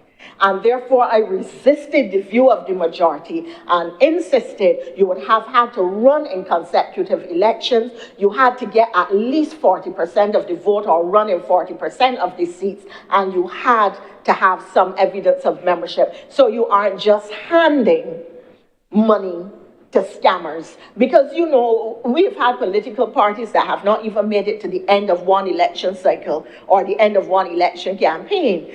And the idea that taxpayers should hand money to them and then they disappear into the woodwork and only make after that a few posts on social media, and that's the end of them, people forget they even exist. That really should not be allowed. And then, sir, the history of our experience is that you've had people like Carl Auburn Haddock, who ran in every single election in Barbados, in urban Barbados, for a period of maybe 20 or 25 years. The younger people in the parliament would not know that, sir, but that would be a name known to you and me. And there were others who did it. A well-dressed man, always in a suit, very articulate. So he ran in about 5 consecutive elections. I don't think between the 5 he got 50 votes, but you could be assured that he was comfortable losing his deposit every election. Webster St. John, yes. But they would run. And if you are not careful, these people could then also try to claim entitlement to public funding. So I had a different view from the rest of the commission. I again differed from the rest of the commission on the matter of women in parliament. The chairman and I held the view that there ought to be a quota system to get women into political parties and into parliament. The reason being, the gender gap report of the World Economic Forum has indicated that the disparity, both socio-economically and in terms of political power and political representation between women and men, stands at 165 years. It remains a fact that despite the progress or apparent progress of women, despite the fact that women are 50% of our population and are ardent and committed supporters of political parties, that they in parliament represent only between 5 to 30% maximum. We don't have 30% in this parliament, and nor is there any entrenched system, even though we have several sitting members of parliament now, female members of parliament, that would guarantee that we would always have a large number of parliament. And in fact, I remember, sir, when the Honourable Mayor Motley and I were elected for the first time in 1994, that Dame Billy expressed deep joy at the fact that for the first time in our history, there would be more than one woman sitting in the Parliament of Barbados. And in addition to that, there are long periods when no women sat in our parliament. So there is no guarantee, and we believe that women do have a lot to contribute, and that there should be some quota system which allows them which allows them access to seats in parliament. They have to run like everybody else, fight to win like everybody else. You're not handing them a seat, but you're giving them opportunity. And it doesn't mean that the quality of candidate will be whittled down, because good candidates can be found and good candidates will come forward, in my view. There was a recommendation, or there is in the report, and this was another recommendation that attracted a minority opinion. There was in the report a recommendation on the capping of the size of the cabinet. The view, I'm not going to go into the numbers, but the view of the majority was that Parliament, the size of the cabinet should be capped in terms of the number of parliamentarians that exist. I think that they said the number should be 12. I don't recall the exact number off the top of my head, but the principle was that there should be a cap on the size of the cabinet. I think that was the recommendation, but that wasn't the majority. The chairman of the commission, Sir Richard Cheltenham, rejected any fetters on the power of a prime minister. He believed that a prime minister and a prime minister alone, who was popularly elected by the public of Barbados, they alone had the right to decide what size cabinet, who would be in the cabinet, what ministries they would have reflective of their policy positions, of the future direction they propose to carry the country, and of the vision and aspirations of the nation as shared with them and as demonstrated through their manifesto. I took the view, and so that was Sir Richard's view. I had a slightly different perspective. My view was that there should be a cap, yes, but the cap, that the cabinet should not exceed a certain percentage of the elected parliamentarians, so that that view was halfway between Sir Richard and the rest of the commission. I didn't think that you should necessarily constrain the Prime Minister's decision-making processes, but if you give a Prime Minister complete freedom, which has happened, not in Barbados, but has happened elsewhere, that the backbench had all of 2 people on it or some such. So to prevent that, because at that point it is a nonsense in my view. You really should not have a cabinet that is that large. So that to prevent that, I indicated, or my view was that the number of the size of your parliament, of your cabinet, should be a percentage of those elected, not just left at large. We decided, the majority view was that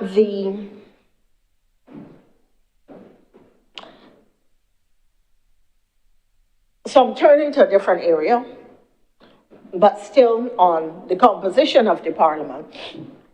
We agreed on the retention of the Senate, a bicameral legislature, as part of our governance system.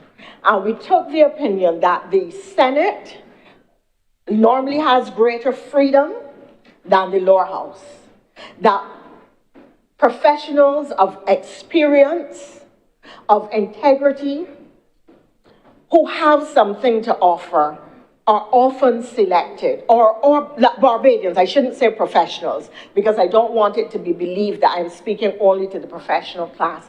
A wide number of persons have come to the Senate in the past from all walks of life, but we believed that those voices need to be heard, and that very often the quality of challenge and debate within the Senate, and you have to agree that this Senate has rejected legislation which came from the lower house.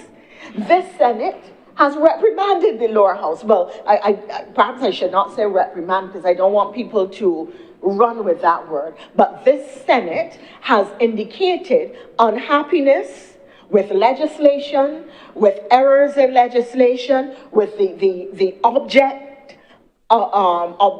of legislation, the language of legislation, and so on, and sent it back to the lower house for amendment or review. And we believed that that kind of independence, that kind of integrity, that kind of willingness to say to the government, listen, I hear you, but you gotta hear me now.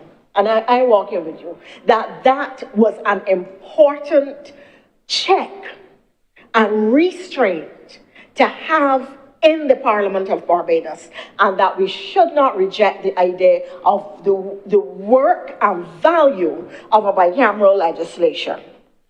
We believed that the Senate, now composed by representatives from government, from the opposition, and from if the Honourable Senator would wait just a minute, I want to make just one point very quickly. Yes. We indicated that it was our view that the opposition should, where in a situation as happened in 2018 and 2022, the opposition was not represented in the lower house because they received no seats, that the legislation should be amended to give the party getting the second largest number of votes in an election seats as opposition members in the Senate of Barbados. That was one of the ways in which we dealt with the 2018 and 2022 result. So that the will of the people, in terms of the numbers that the second largest party with the second largest number of votes got, would be reflected by them getting seats in the Senate, and by that being legislated for. So we were very sensitive, even though we rejected the proportional representation argument. We asked ourselves as a commission how we could address that to make sure that a party getting perhaps 40 or 45% of the vote, or 49% of the vote, still had a voice in the public space, even though they had no elected parliamentarians. And I did indicate that while we rejected the notion of proportional representation, we looked at a number of mechanisms to ensure the continuation of democracy, and that it was alive and well. We took a decision that the way independent senators are appointed ought to be changed. The President of Barbados now has the authority in law to appoint 7 senators. We took the view that the President should be allowed to appoint a number of senators, a smaller number of senators, in his or her name, but that since senators are supposed to represent a variety of interests in government, or in the nation, in the nation's governance, in the nation, that we should ask various agencies to nominate a person to the President to be a senator. So if the President, for instance, under the current iteration, wanted to have somebody representing small business, the President, in his or her own advice, could select Mary Ogobo, and I'm just calling that name because I don't think we have a Mary Ogobo in Barbados, and I don't want anybody to say I'm identifying a person. However, based on our recommendation, the President would have to consult with small business organizations, BARVEN and the SBA and other small business entities to get recommendations, and from those recommendations, then the person would be chosen, so that the person was truly representative of those interests.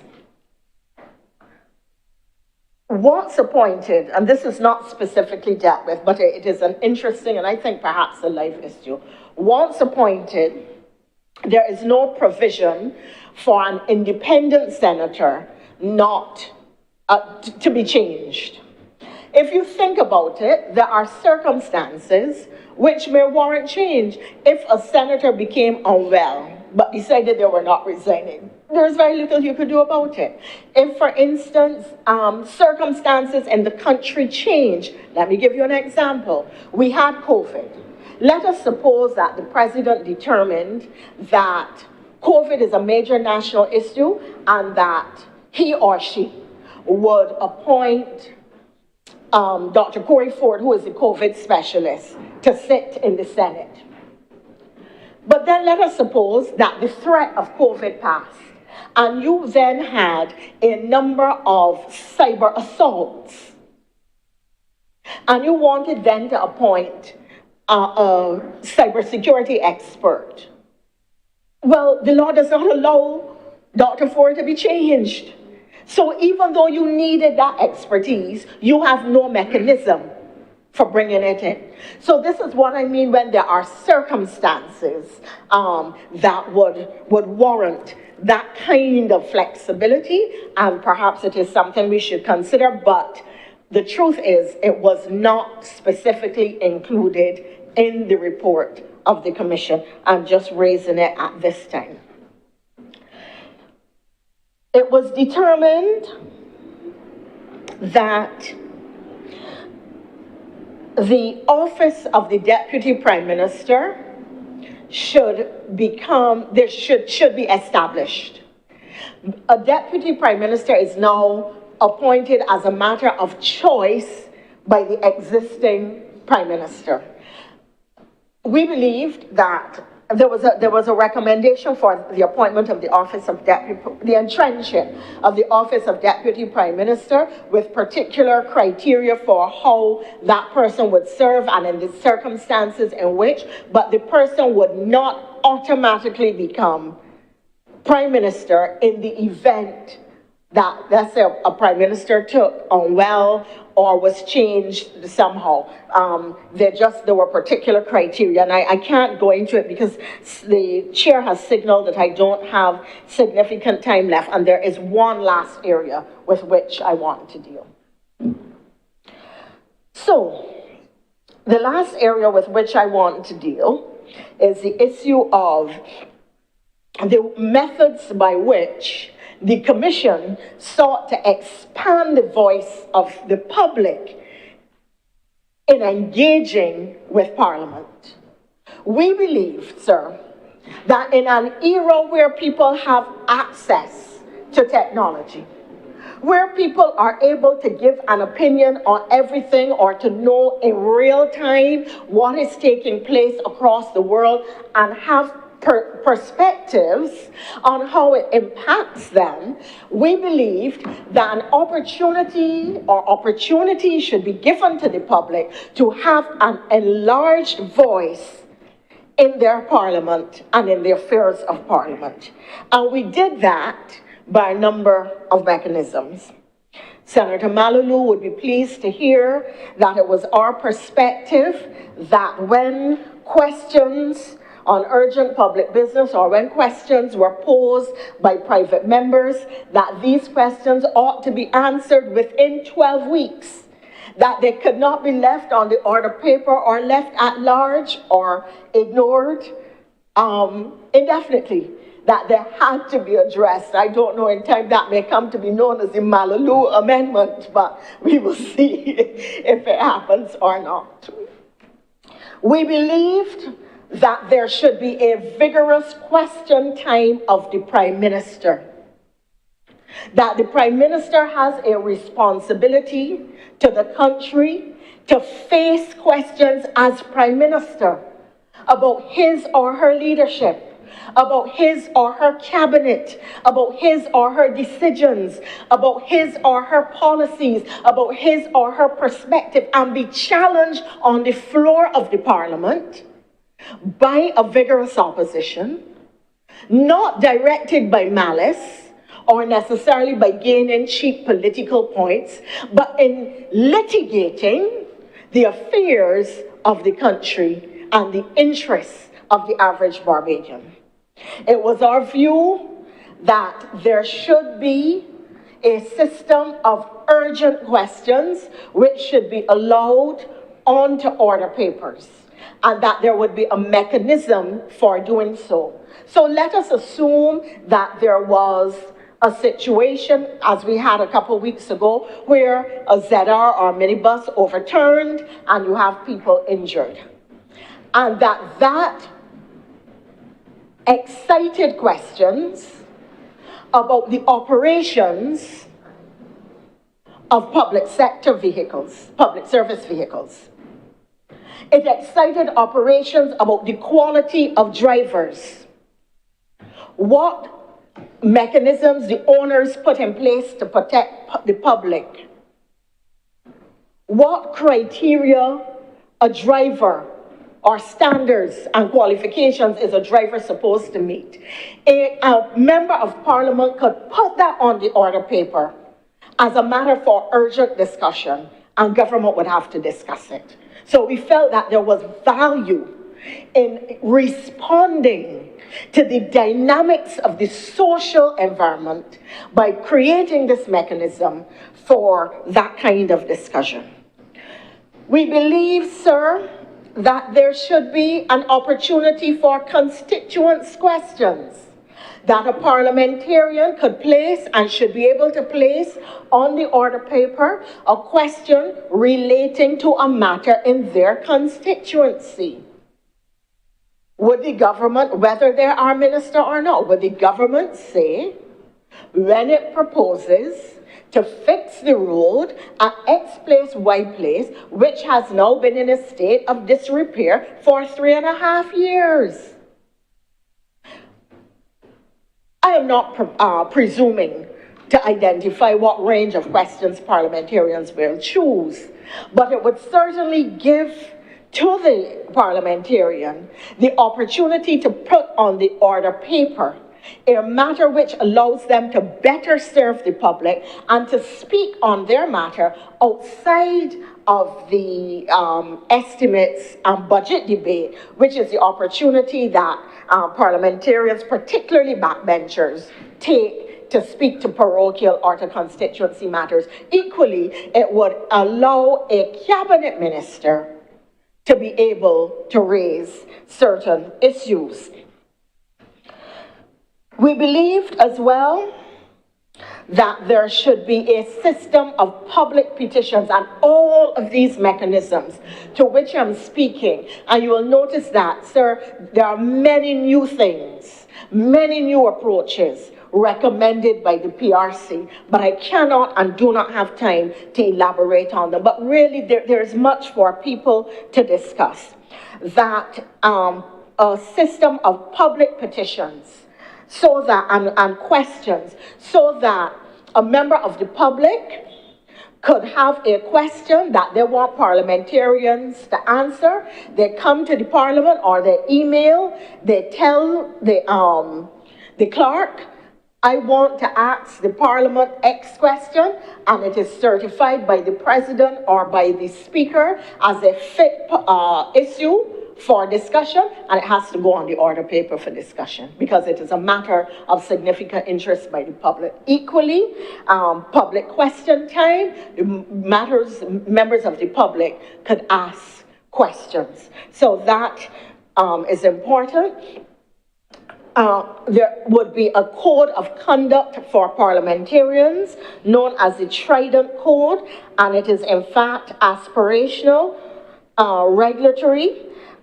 It deals with issues like accountability, sexual harassment, but Trident is an acronym meaning trustworthy, respected, informed, dutiful, ethical, noble, and truthful. Those are the characteristics which we think the people we elect should have, should model, should represent, and the code of conduct which governs their behavior should fall within those parameters. Mr. President, sir, I started by saying that serving on this commission gave me immense professional and national fulfillment. It really did. I hope, as I indicated, sir, I could not cover in an hour all of the provisions, but I very, very much hope that members of the chamber today and members of the public have seen the extent to which this commission went, not to tinker with the process, but to ask itself, what do we have that has value, which we would want to retain, and how, given our history, given our experience, given our aspirations as a nation, and given the fact that we are now a republic, how would we want to augment, transform, modify, and change that which we have to expand our democracy, to give our citizens a larger voice, to reflect further and more deeply the aspirations and characteristics and defining principles of Barbadians as a people and Barbadians as a nation. The content of the report is not going to please everyone, but I commend it to the government of Barbados. We did our work. You asked us, and the terms of reference were read into the record by the leader of government business. You asked us to conduct a certain amount of work within the terms of reference. We, sir, believe that we have satisfied our conscience and the terms that you have given us. And we urge the government of Barbados, do not let this lie on a shelf. Start to work towards the implementation of what the cabinet, in its wisdom, with the advice of the general public and with calls from the general public, will determine they want to use in the national interest. Mr. President, sir, I am obliged. Thank you very much, Your Honor, Senator Thompson. Senator Warren. Thank you, Mr. President. And in making my contribution today, I first would like to, as with the leader of government business, acknowledge what has happened in Jamaica and still going on throughout the Caribbean, also Cuba, possibly Bahamas and Bermuda, in terms of the passage of what is probably, well, being seen as one of the worst hurricanes for a number of years, Hurricane Melissa. So we extend wishes to the people of Jamaica and all of the territories affected in Cuba, and hope that they will have a short period in terms of restoration and the necessary assistance will be provided. Only a few weeks ago here, Mr. President, we had the honor of hosting the speaker from the House of Assembly in Jamaica here in Barbados. So I am certain that all of them are looking after the needs of their constituents and the entire country as well. And we in Barbados, you know, that they are within our prayers, and for all the other territories which are being affected by Hurricane Melissa. Mr. President, I want to make some contributions and support the report of the Parliamentary Reform Commission. I believe that we do need reform of our parliament, and we do need it urgently. There are a number of things which can be done and should be done to make it more efficient and serving the needs of the people of Barbados. I have had the honor, Mr. President, of serving in Parliament from 2010. So I've had a number of years of being able to witness how the Parliament operates from the position of a senator, and also to benefit from training in attending conferences by the CPA, Commonwealth Parliamentary Association, Parliamericas, also to represent Barbados on the ACP EU Joint Parliamentary Assemblies. Those opportunities give you a chance because they're all built on how do we increase our parliamentary democracy as a region. I believe I also did a course with the CPA in parliamentary governance as well, one of the first cohorts, and I think that that course is continuing. But the whole purpose of those sessions You want to know what are the best practices available out there, and we recognize that parliaments such as Barbados, which are considered small parliaments, may not be able to incorporate whole scale all of the initiatives which are being done in larger parliaments such as the Parliament of the UK, the House of Commons and the House of Lords, which are largely seen as best practice within our system. But wherever possible, we need to start to incorporate some of those models and practices to make our parliamentary process more efficient, and also to build and regain trust by the members of the country so that they will feel that what we are doing here is really representing their interests and bringing them on board in some of the positions which we take here and the legislation which is passed, to have their input in those legislations as well. So that it is not about the individuals sitting within these chambers who have the honor to sit in these chambers and in the other place as representatives. It is not solely about them and what they may think or what they may determine needs to be law or legislation, but legislation should be reflective of the needs of the people of the country in that particular time. And that is what you often the practices that we try to enshrine in persons in developing our parliamentary system.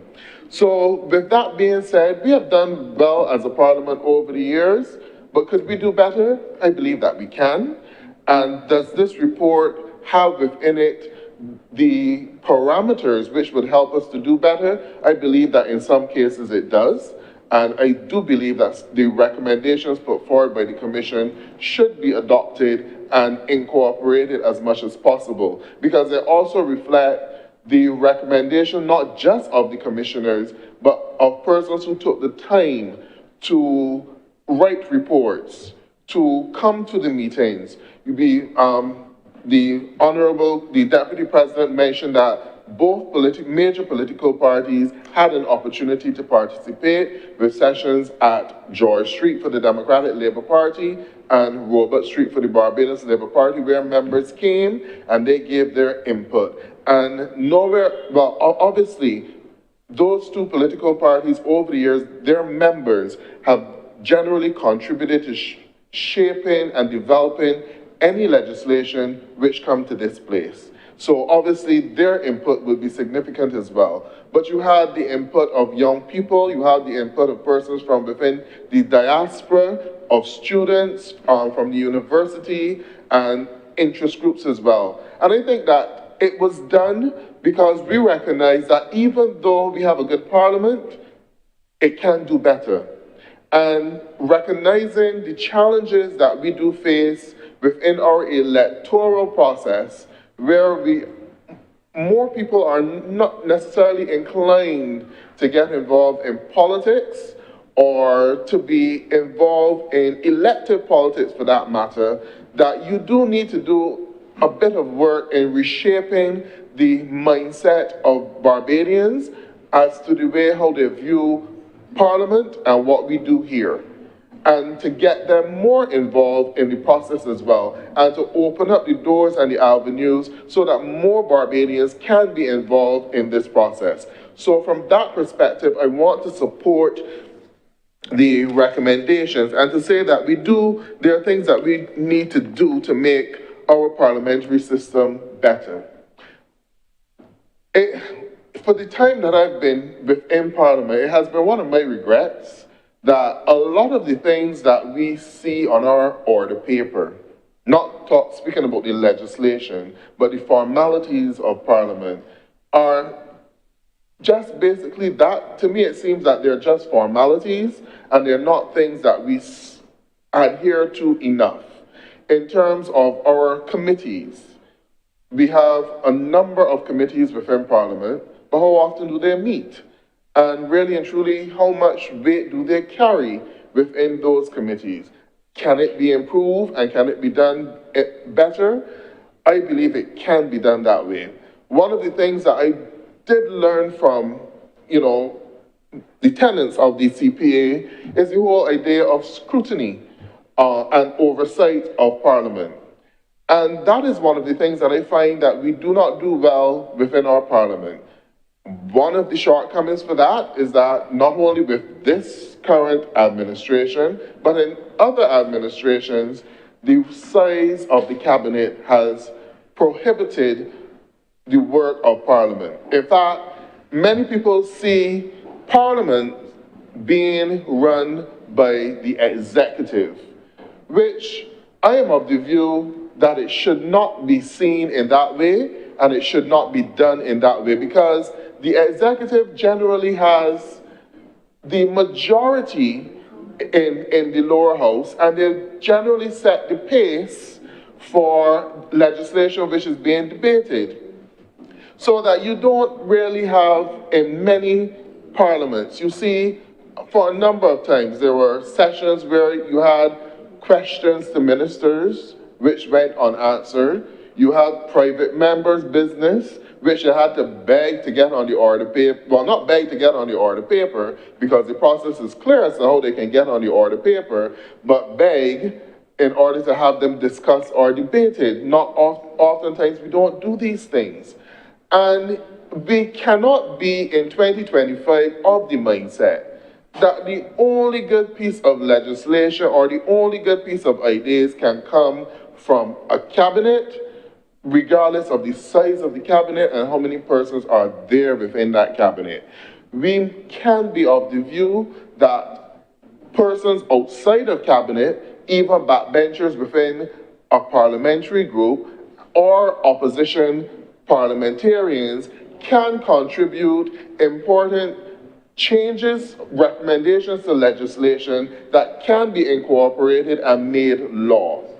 And for that reason, I often, in my mind, and people say, even for this Senate chamber, we do a lot of rubber stamping, when I think that people would like to see us having a little bit more teeth and a little bit more grit and a little bit more autonomy to actually bring alternative pieces of legislation which can be put on the agenda and adopted by government.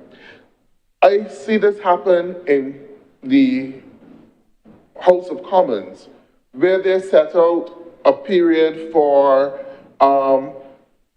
opposition papers or opposition legislation. There's actually a period within their schedule where the opposition has the opportunity to put forward pieces of legislation. And obviously private members would have the opportunity to put forward legislation as well. You see it working well within the US system of parliament, which is not quite like ours, but where you have collaboration between different senators or congressmen in terms of developing legislation and putting forward legislation.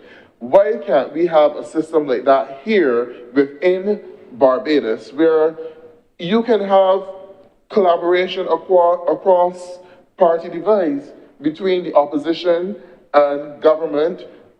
In the Senate, you have the independent members to put forward pieces of legislation which may not be on the agenda of the government, but which are critical to issues happening within the country, that from their perspective, they have a better view of how this legislation could be incorporated and be beneficial. But we don't necessarily have that here, and I'm saying that that is something that should be done.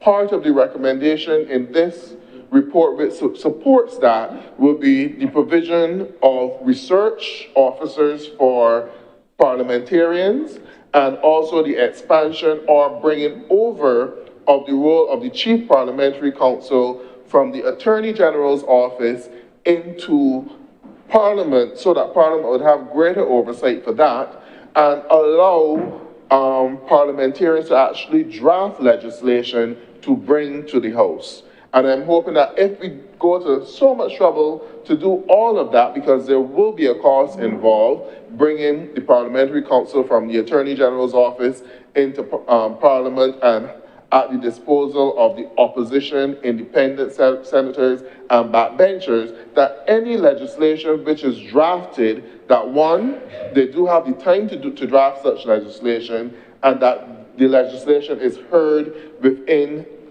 either chamber, the Senate or the lower house. So that is one recommendation which I fully support and I believe should be introduced as a way of course to strengthen the ability of parliamentarians to introduce legislation and not for all legislation to be introduced by the cabinet or the executive, and also to strengthen the capacity for parliamentarians to do research in preparations for their debates in terms of having research officers available as well.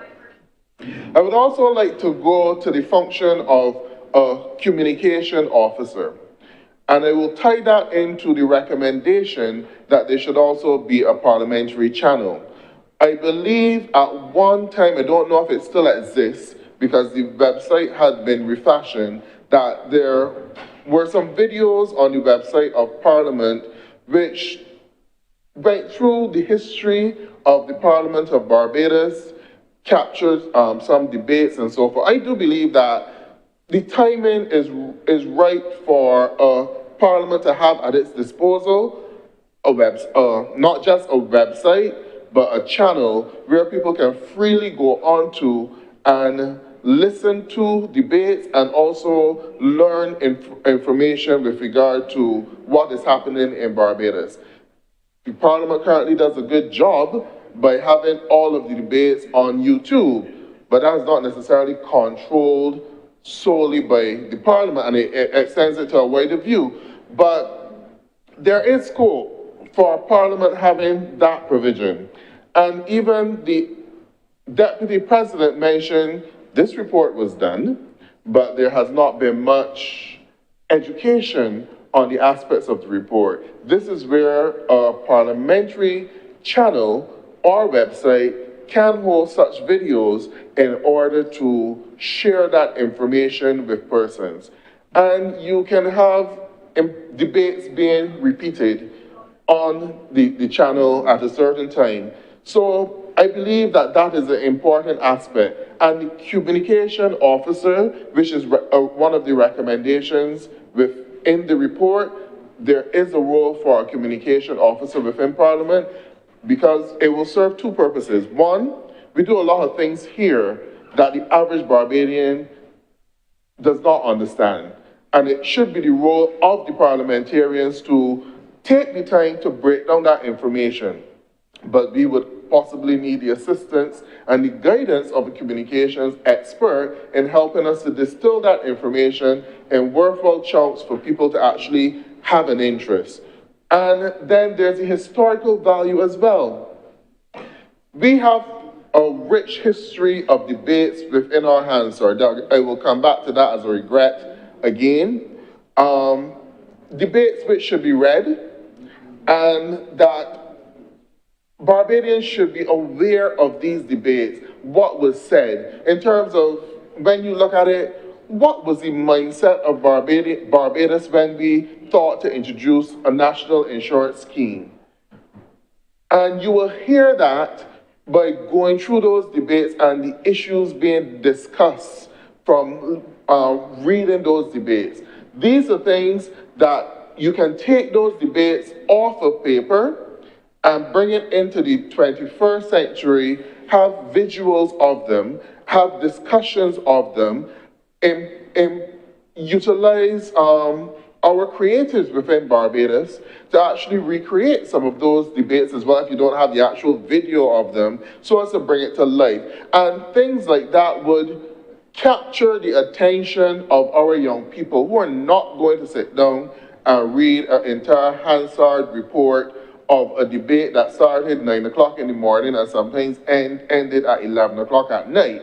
But if they had good visuals in terms of actors depicting some of the important parts of those debates and bring it to life to them, it would, it would rekindle an interest in Barbadians, and it would also share a bit of our history, and it will get persons interested in what is happening here. So that could be the benefit of the channel and also the benefit of having the communication officer there as well to help us to put out key information of what was done within Parliament and how it impacts on them, and also to seek from persons as well their input on some of the legislation which have been placed on the agenda before it is actually debated. So the communication person, it would be more or less a two-way street, not just to put out the information from Parliament, but to find worthwhile ways of engaging the public in what is going on here and getting their input and their feedback as well. So I would lobby for that from that perspective. And also, we need to resource our journal department and the staff at Parliament so that they can effectively do the job which they're supposed to do. It is a disappointment in the record that our Hansard online may probably ended around 2006, but some of those debates, the more current debates between 2010 and present, are not available that you can actually go back to and actually read those debates and research what was said and what was done. This is a critical and important component of our parliamentary process. It is akin to freedom of information, and I believe that in order for any parliament to be effective, we must have on board freedom of information legislation, which mandates that which legislate that such information be made available to the public. Decisions made by cabinet, reports being done, all of those things are necessary. And our Hansard should be up to date with the appropriate lag in terms of editing and proofreading, which if we agree on was probably a year, but by the end of a session, the information should be up for within a year's time, debate should be current and on Hansard and in a public record that persons can actually research and utilize that information. So in order to have that, you need to have the complement of staff available, and the staff must also have access to the necessary technology. And there is assistance for that as well. When we do our conferences through Parliamentarians, and this is no secret to members here, but we did have the opportunity to participate in workshops with organizations such as Parliamentarians, which try to support especially smaller parliaments by the use of technology, AI tools, and other technology in terms of making their work easier and more efficient. And I do believe as a Parliament of Barbados that we should do whatever is necessary to make the jobs of, because Parliament is not just about the 30 members of the House and the 21 members of the Senate, but it's also about the persons who work here, the support staff as well. You also need to enhance the tools which they have to work with. I believe that Parliament should be cutting edge. It should be leading the way for the rest of the civil service in Barbados in terms of the technology that we are utilizing, the technology which the staff has at their disposal to do their work should be cutting edge, and possibly the rest of the civil service should be looking to Parliament as examples as to how things should be done. The management of websites, the dissemination of information, the response to the general public, the whole customer service experience, all of those things, Parliament should lead as the best practice, as the first within the Barbados region. So we need to provide the necessary training and the necessary equipment and the necessary personnel in order to get these things done. So therefore, we need to address the issue with the availability of the Hansard reports and also the availability of information which we share with the public. And I believe as we need to have that freedom of information legislation being passed if we want to see our Parliament being effective. Because then comes the other responsibility of Parliament, which is scrutiny. Scrutiny cannot take place if you don't have freedom of information, if you do not have the access to the information in a timely manner. And I draw attention to the Auditor General's report. Oftentimes, a lot of the things in the Auditor General's report are historical, and more than 12 months, or sometimes more than 2 years. And we are not really doing a good job of scrutiny if we cannot deal with some of these issues in a timely manner so that you can address some of the issues before they get out of hand. And in order for that to happen, you need to have access to the information. You also need to have committees which are functioning as well in Parliament that can do the necessary job of scrutiny. So tying it in to the size of cabinet, Mr. President, I would agree with the recommendation in the book that we need to have a smaller cabinet.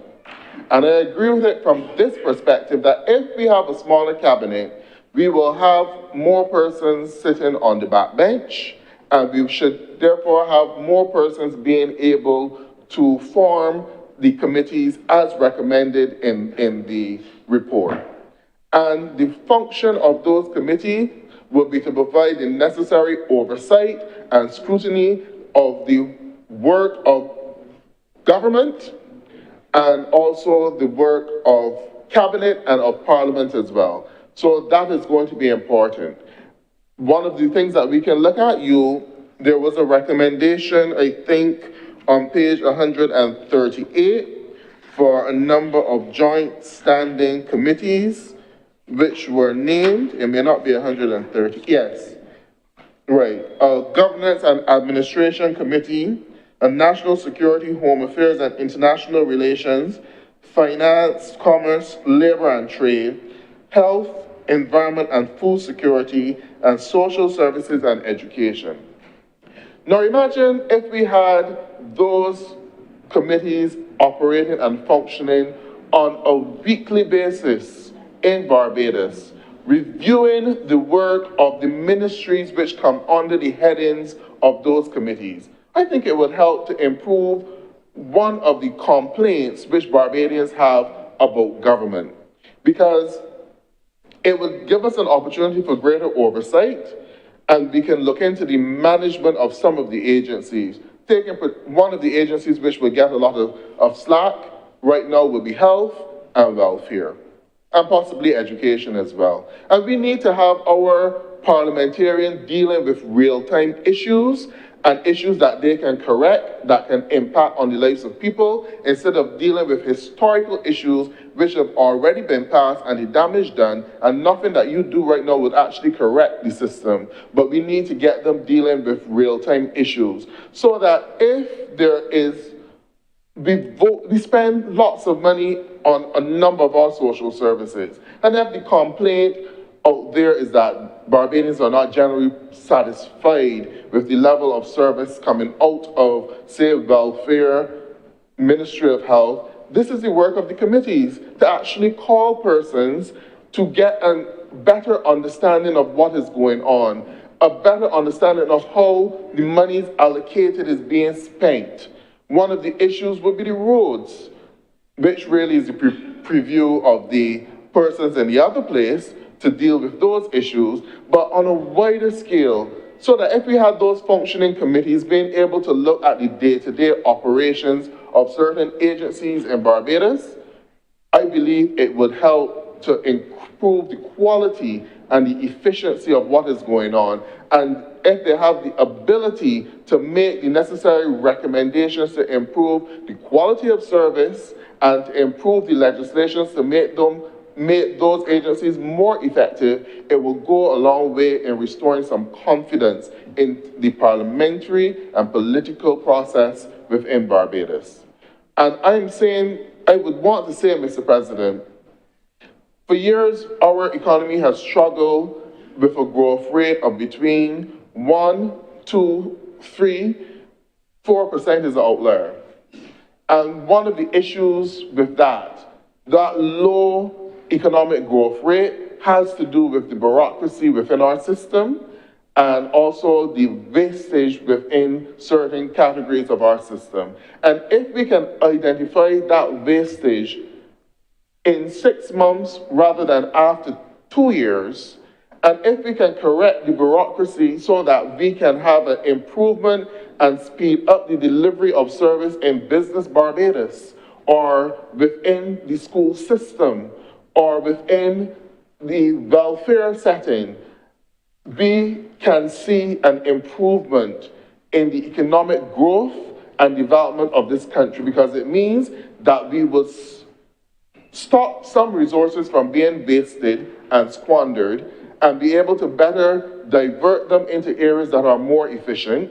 We can push for efficiency within government services, and we can push for legislation after understanding what the bottlenecks and challenges are, which would help to improve the services. And you can only get that by having, one of the ways I recommend is functioning committees of Parliament who perform their role of oversight and scrutiny in a real-time basis and not on a historical perspective. And that is what we need to get to in this country to improve the parliamentary system for all Barbadians. Now, there are some softer things, Mr. President, which I would want to lend some support to, because I do believe that they are necessary. It was mentioned in terms of the parliamentary building and acquiring additional facilities and expansion. That is necessary. You do need space in order to do an effective job. And I do believe with the recommendation, the Treasury building across the street is possibly one building that should be acquired by Parliament for the use of Parliament for the expansion of offices and also facilities as well, so that you can do more. And if not that building, but other buildings within the close proximity of Parliament, so that you also need to make it comfortable for the persons who work here, that they can have adequate space. If we accept the recommendations of the report, you can see an increase of the staff numbers within Parliament, so you will need additional spaces for that as well. I do believe from time to time I would come here, and I did experience it during the last budget, because at present, the office of the Leader of Opposition is not located on this compound. And during the budget, which is a long period of time, goes on for over a week, there's really no space for the opposition leader, and obviously this is because of the repairs being done, to actually have an office or some place to actually go gather their thoughts or meet with their staff to prepare for debates. And all parliamentarians should have that space, because you have a number of cabinet ministers who during that period of time would utilize different spaces here at Parliament to meet with their staff. But I believe that it should be afforded to the opposition leader, it should be afforded to any senator, even the independent senators, to have an independent space where you can go, sit, do your research, do your preparation in the comfort of Parliament, and meet with persons if you have to for information, and come to Parliament prepared. I also agree with the provision of daycare facilities, because you see it. In the evening after school, a number of children are either in the dining room or in other areas doing homework, because they either have to wait for their parent, who may be a member, or possibly, and you have staff who are required to be here up until when we say sitting adjourned. So making provision for them, for some place for them to have their children properly supervised is necessary. It all helps in terms of making the work-life balance a little bit easier, and something that we don't pay attention to. When we have these sit-ins, we also have to take consideration that there are other persons who are not seen, but who have to sit and work for long periods of times. So if we meet until 12 o'clock at night, there are the reporters, the journal staff, who are here working until that time, transcribing what we say and what we do. So you have to make provisions for those persons as well. So I would agree with your recommendation for the expansion of the facilities. Parliament is important to the operation and the functioning of this country, so you need to make the facilities available. The role of the chaplain, Mr. President, even though I did see a recommendation that it should not be retained, but I do believe that there is some benefit in having a chaplain. And having a chaplain too who is also accessible to the parliamentarians, because as mentioned, we have stressful jobs, roles. And yes, you may have your parish priest or whatever, but if you have a chaplain there that you can bounce things off of, it would also help. So I do believe that it should be maintained within the legislation. Mr. President, the Constituency Development Fund. Now, this is one of the areas which I believe we can do better with. And I do believe that there should be such a fund, and the amounts allocated for that is currently allocated for it is insufficient. Because more and more you are finding persons coming to your doorstep with immediate needs. We recognize now that an individual who turns up to a parliamentarian requesting help with for food, if that individual is turned to the welfare department, unfortunately, sometimes the wait period for that individual could be more than 2 months before the welfare is able to assist with food, assist with utility bills, assist with housing, with paying rent, or any of those things. So naturally, the first person who should be able to intervene until that comes will be the parliamentarian. But with the small budget which they have, it is not possible.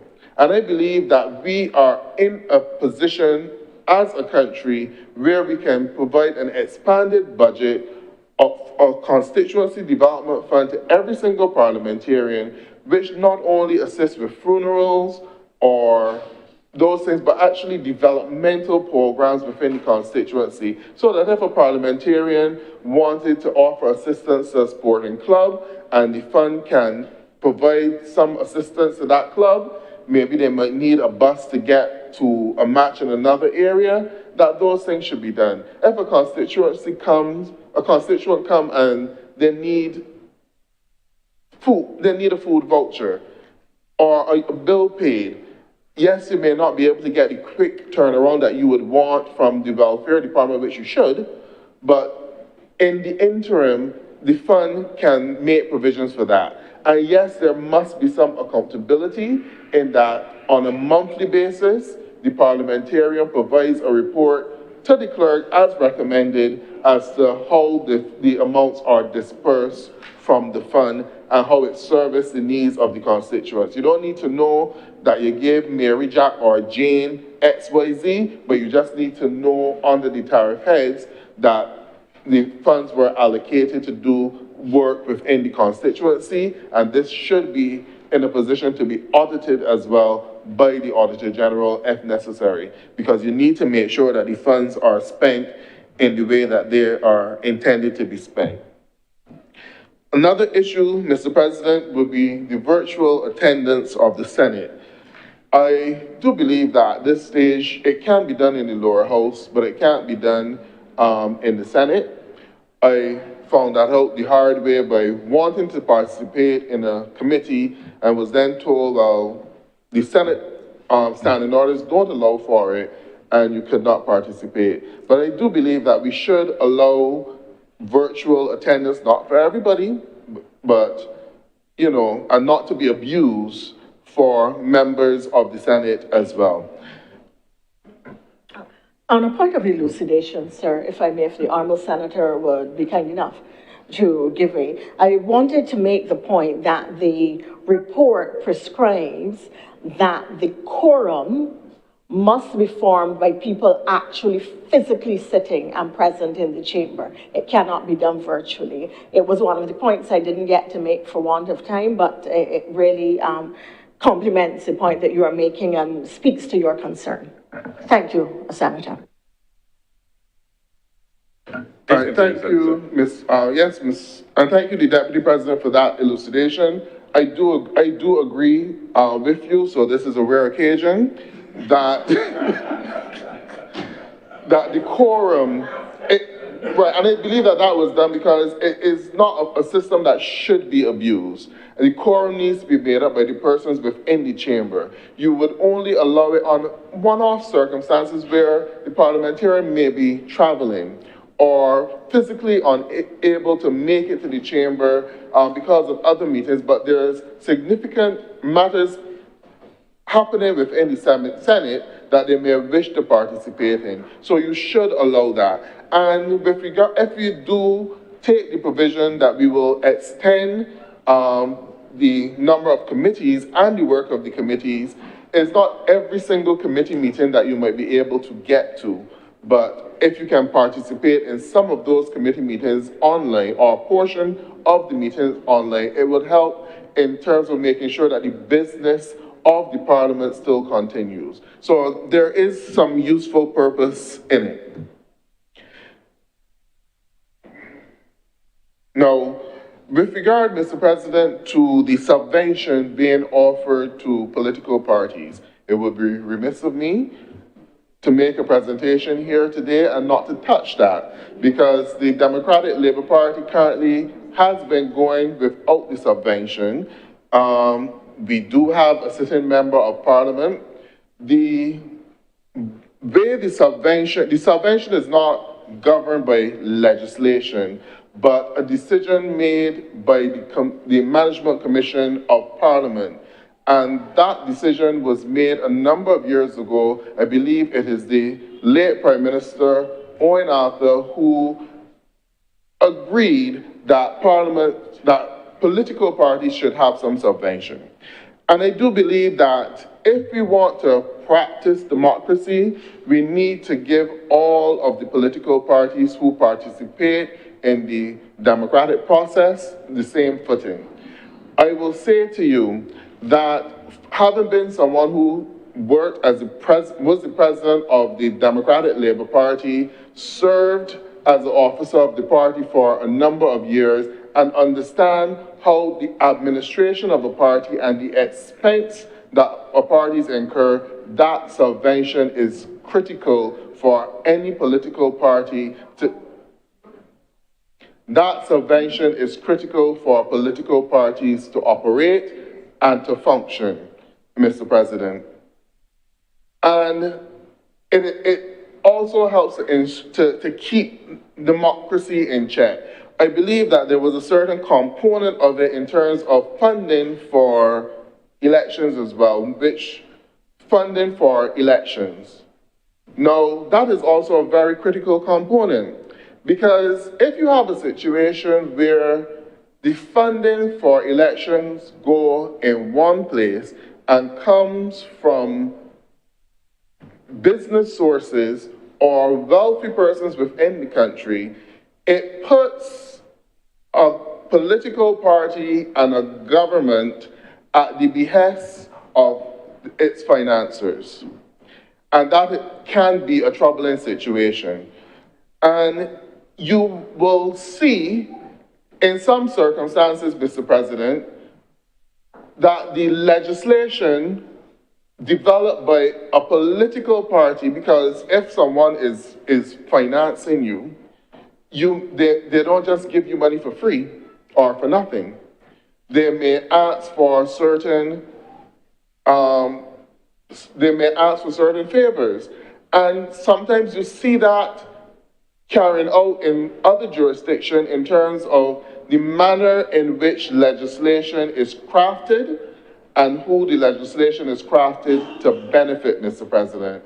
And if we want to be free of that situation, I think that we really need to have a process where the financing of election campaigns are taken under serious consideration by the government and by the people, so that we can take that aspect of financing from the big players out of the picture, and that you can generally have legislation coming in the interests of the people, Mr. President. There was once in this country an organization called and the name slips me right now, because they don't function, they don't exist now, and you wonder why. No, an organization, it wasn't a integrity legislation. No. It was an organization in Barbados, which you heard a lot from them between 2013 and 2018. But after 2018, you hardly hear. What's the name, please?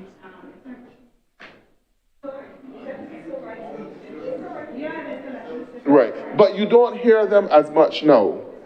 And I believe that this is ample time where you need to be hearing them. Mr. President, I raise only on the point of elucidation. I have been a member of Integrity Barbados. Go ahead. And so they are still very much active. You still see those agents, that association writing. I believe they're still writing extensively on matters relating to the passage of the corruption legislation and the integrity bill. So they're still quite active, Mr. President, and we have heard from them here in this chamber. Thank you, Mr. President. But we do need to have active organizations such as that doing more scrutiny. And it makes you wonder why all of a sudden they're still active, but they're quiet. They're not as vocal as they were before. They seem to have gone almost dormant. And that is not necessarily the case, because there are issues within this country which they can be speaking on, but perhaps it is not in their interest. And as a result of that, you have other interest groups coming out who are marching, who are protesting almost on a weekly basis because they're not satisfied with the quality of legislation which is coming out of this parliament. So we do need to put provisions in place where we can do a little bit more scrutiny, and we can also, Mr. President, have a little bit more interaction with people in terms of development of legislation, which again is one of the principles of Commonwealth Parliamentary Association puts in place. When you develop legislation, Mr. President, you need to discuss it and share it widely with your constituents and have their input on that legislation. I find that that is one area where we don't do too well in this current parliament, and we can do a little bit better. The areas for including petitions and getting more petitions done, I think that that is something that would be worthwhile to this parliament as well, and to show that we are a true democracy. If we allow petitions from persons, if we allow questions to ministers, if we have a prime minister's question time, all of those things are necessary to enhance democracy and to let people see that Parliament is working in the interest of its citizens, so that we should be able to have well-crafted questions from concerns, interest groups within Barbados being placed, or petitions being placed on the website of Parliament and seeking the signature and the approval of other persons who are like-minded and similarly concerned. And if you get the requisite amount of signatures on that petition, that the matter should be dealt with and discussed within Parliament. All of these are things that would help to improve the parliamentary process and the process of democracy, and allow people to have more of a say in what is happening within this country and in the development of legislation. Now, other areas which were dealt with in the report, which were not yet covered, including overseas voting, because we did seek the information, the opinion of persons from the diaspora. And we have quite a number of Barbadians who live in New York, who live in the UK or Canada, who have expressed an interest in being able to vote in elections, because many of them, even though they live overseas, especially returning nationals, They may spend like 6 months overseas and come back to Barbados for another 6 months. So they do spend quite a bit of time within Barbados. The issue may be more of them being physically present in Barbados during the election, allowing them the opportunity to vote, because some of them may be registered or during the time which they're here are able to register, but it is something that we need to have a wider conversation with the public and with the diaspora to determine where we go as a country in terms of opening up that opportunity for Barbadians who are living overseas or who have interest in live overseas but still have considerable interest in Barbados and spend a number of months in Barbados living, that opportunity to vote and the mechanism in which you would allow that to happen. That is something that we may need further discussion on and a determination on. The fixed date of elections. Even though the recommendation of the report would be that we leave the system the way how it is, I am of the opinion that a fixed date for an election is a better arrangement for this country, because we have had elections which were force rushed and topics discussed during the election cycle, but then after the election, when the dust has settled, Barbadians made their decision, you have issues coming up which were never discussed. And if the election period had been allowed to go for its full course, the government of the day would have to take on the responsibilities of those issues which came up. I find that this convenience of being able to call a snap election, it means that you're not necessarily governing, but you are governing to win the next election cycle. And you're not necessarily dealing with the issues that you are coming up with. And in some cases, you may kick the can down the road and have the election and then come back to deal with the issues, knowing that you have a mandate and a period of time that by the time you deal with those issues, the electorate would have forgotten, and therefore, you can sail through the next election freely. But I don't necessarily think that that is good governance. I don't necessarily think that that is dealing with issues. And I think that if you have been elected to govern for 5 years, that you should work through your 5-year term. Only if it is a situation where there is a national concern, and just as they did in the UK with Brexit, and you needed to call an early election, that once you get the support of a certain percentage of parliamentarians, then you can call that election. But I think that in small jurisdictions such as ourselves, that we have not really benefited from these snap elections over the years. Because you have a snap election and then you have the problems coming after. And that in itself, Mr. President, have caused a number of persons to lose trust in the political process. Because you have a snap election and you promise the world, but then after the snap election, you've won the government again, you introduce measures which you never discussed prior to the snap election. And a lot of parties use snap elections to really get away from issues that they really should be dealing with and not just kicking down the road to deal with at another point in time. So that, Mr. President, is one of the things that where I stand different from the committee, in that I believe that we should have a fixed date for election within Barbados. And that date should only change if the national priority dictates and you have the support, the overwhelming support of the Parliament to call an earlier election. Mr. President, another area, we're doing all of this. Like I said, rubber stamping, but I would love to see these recommendations brought on board. But one of the things that we have to pay attention to, we spoke about the presidency within this report. We've become a republic, but yet to this day we don't have a Republican Constitution. And a number of the issues within here will probably need the backing and the support of a Constitution to deal with some of these issues as well.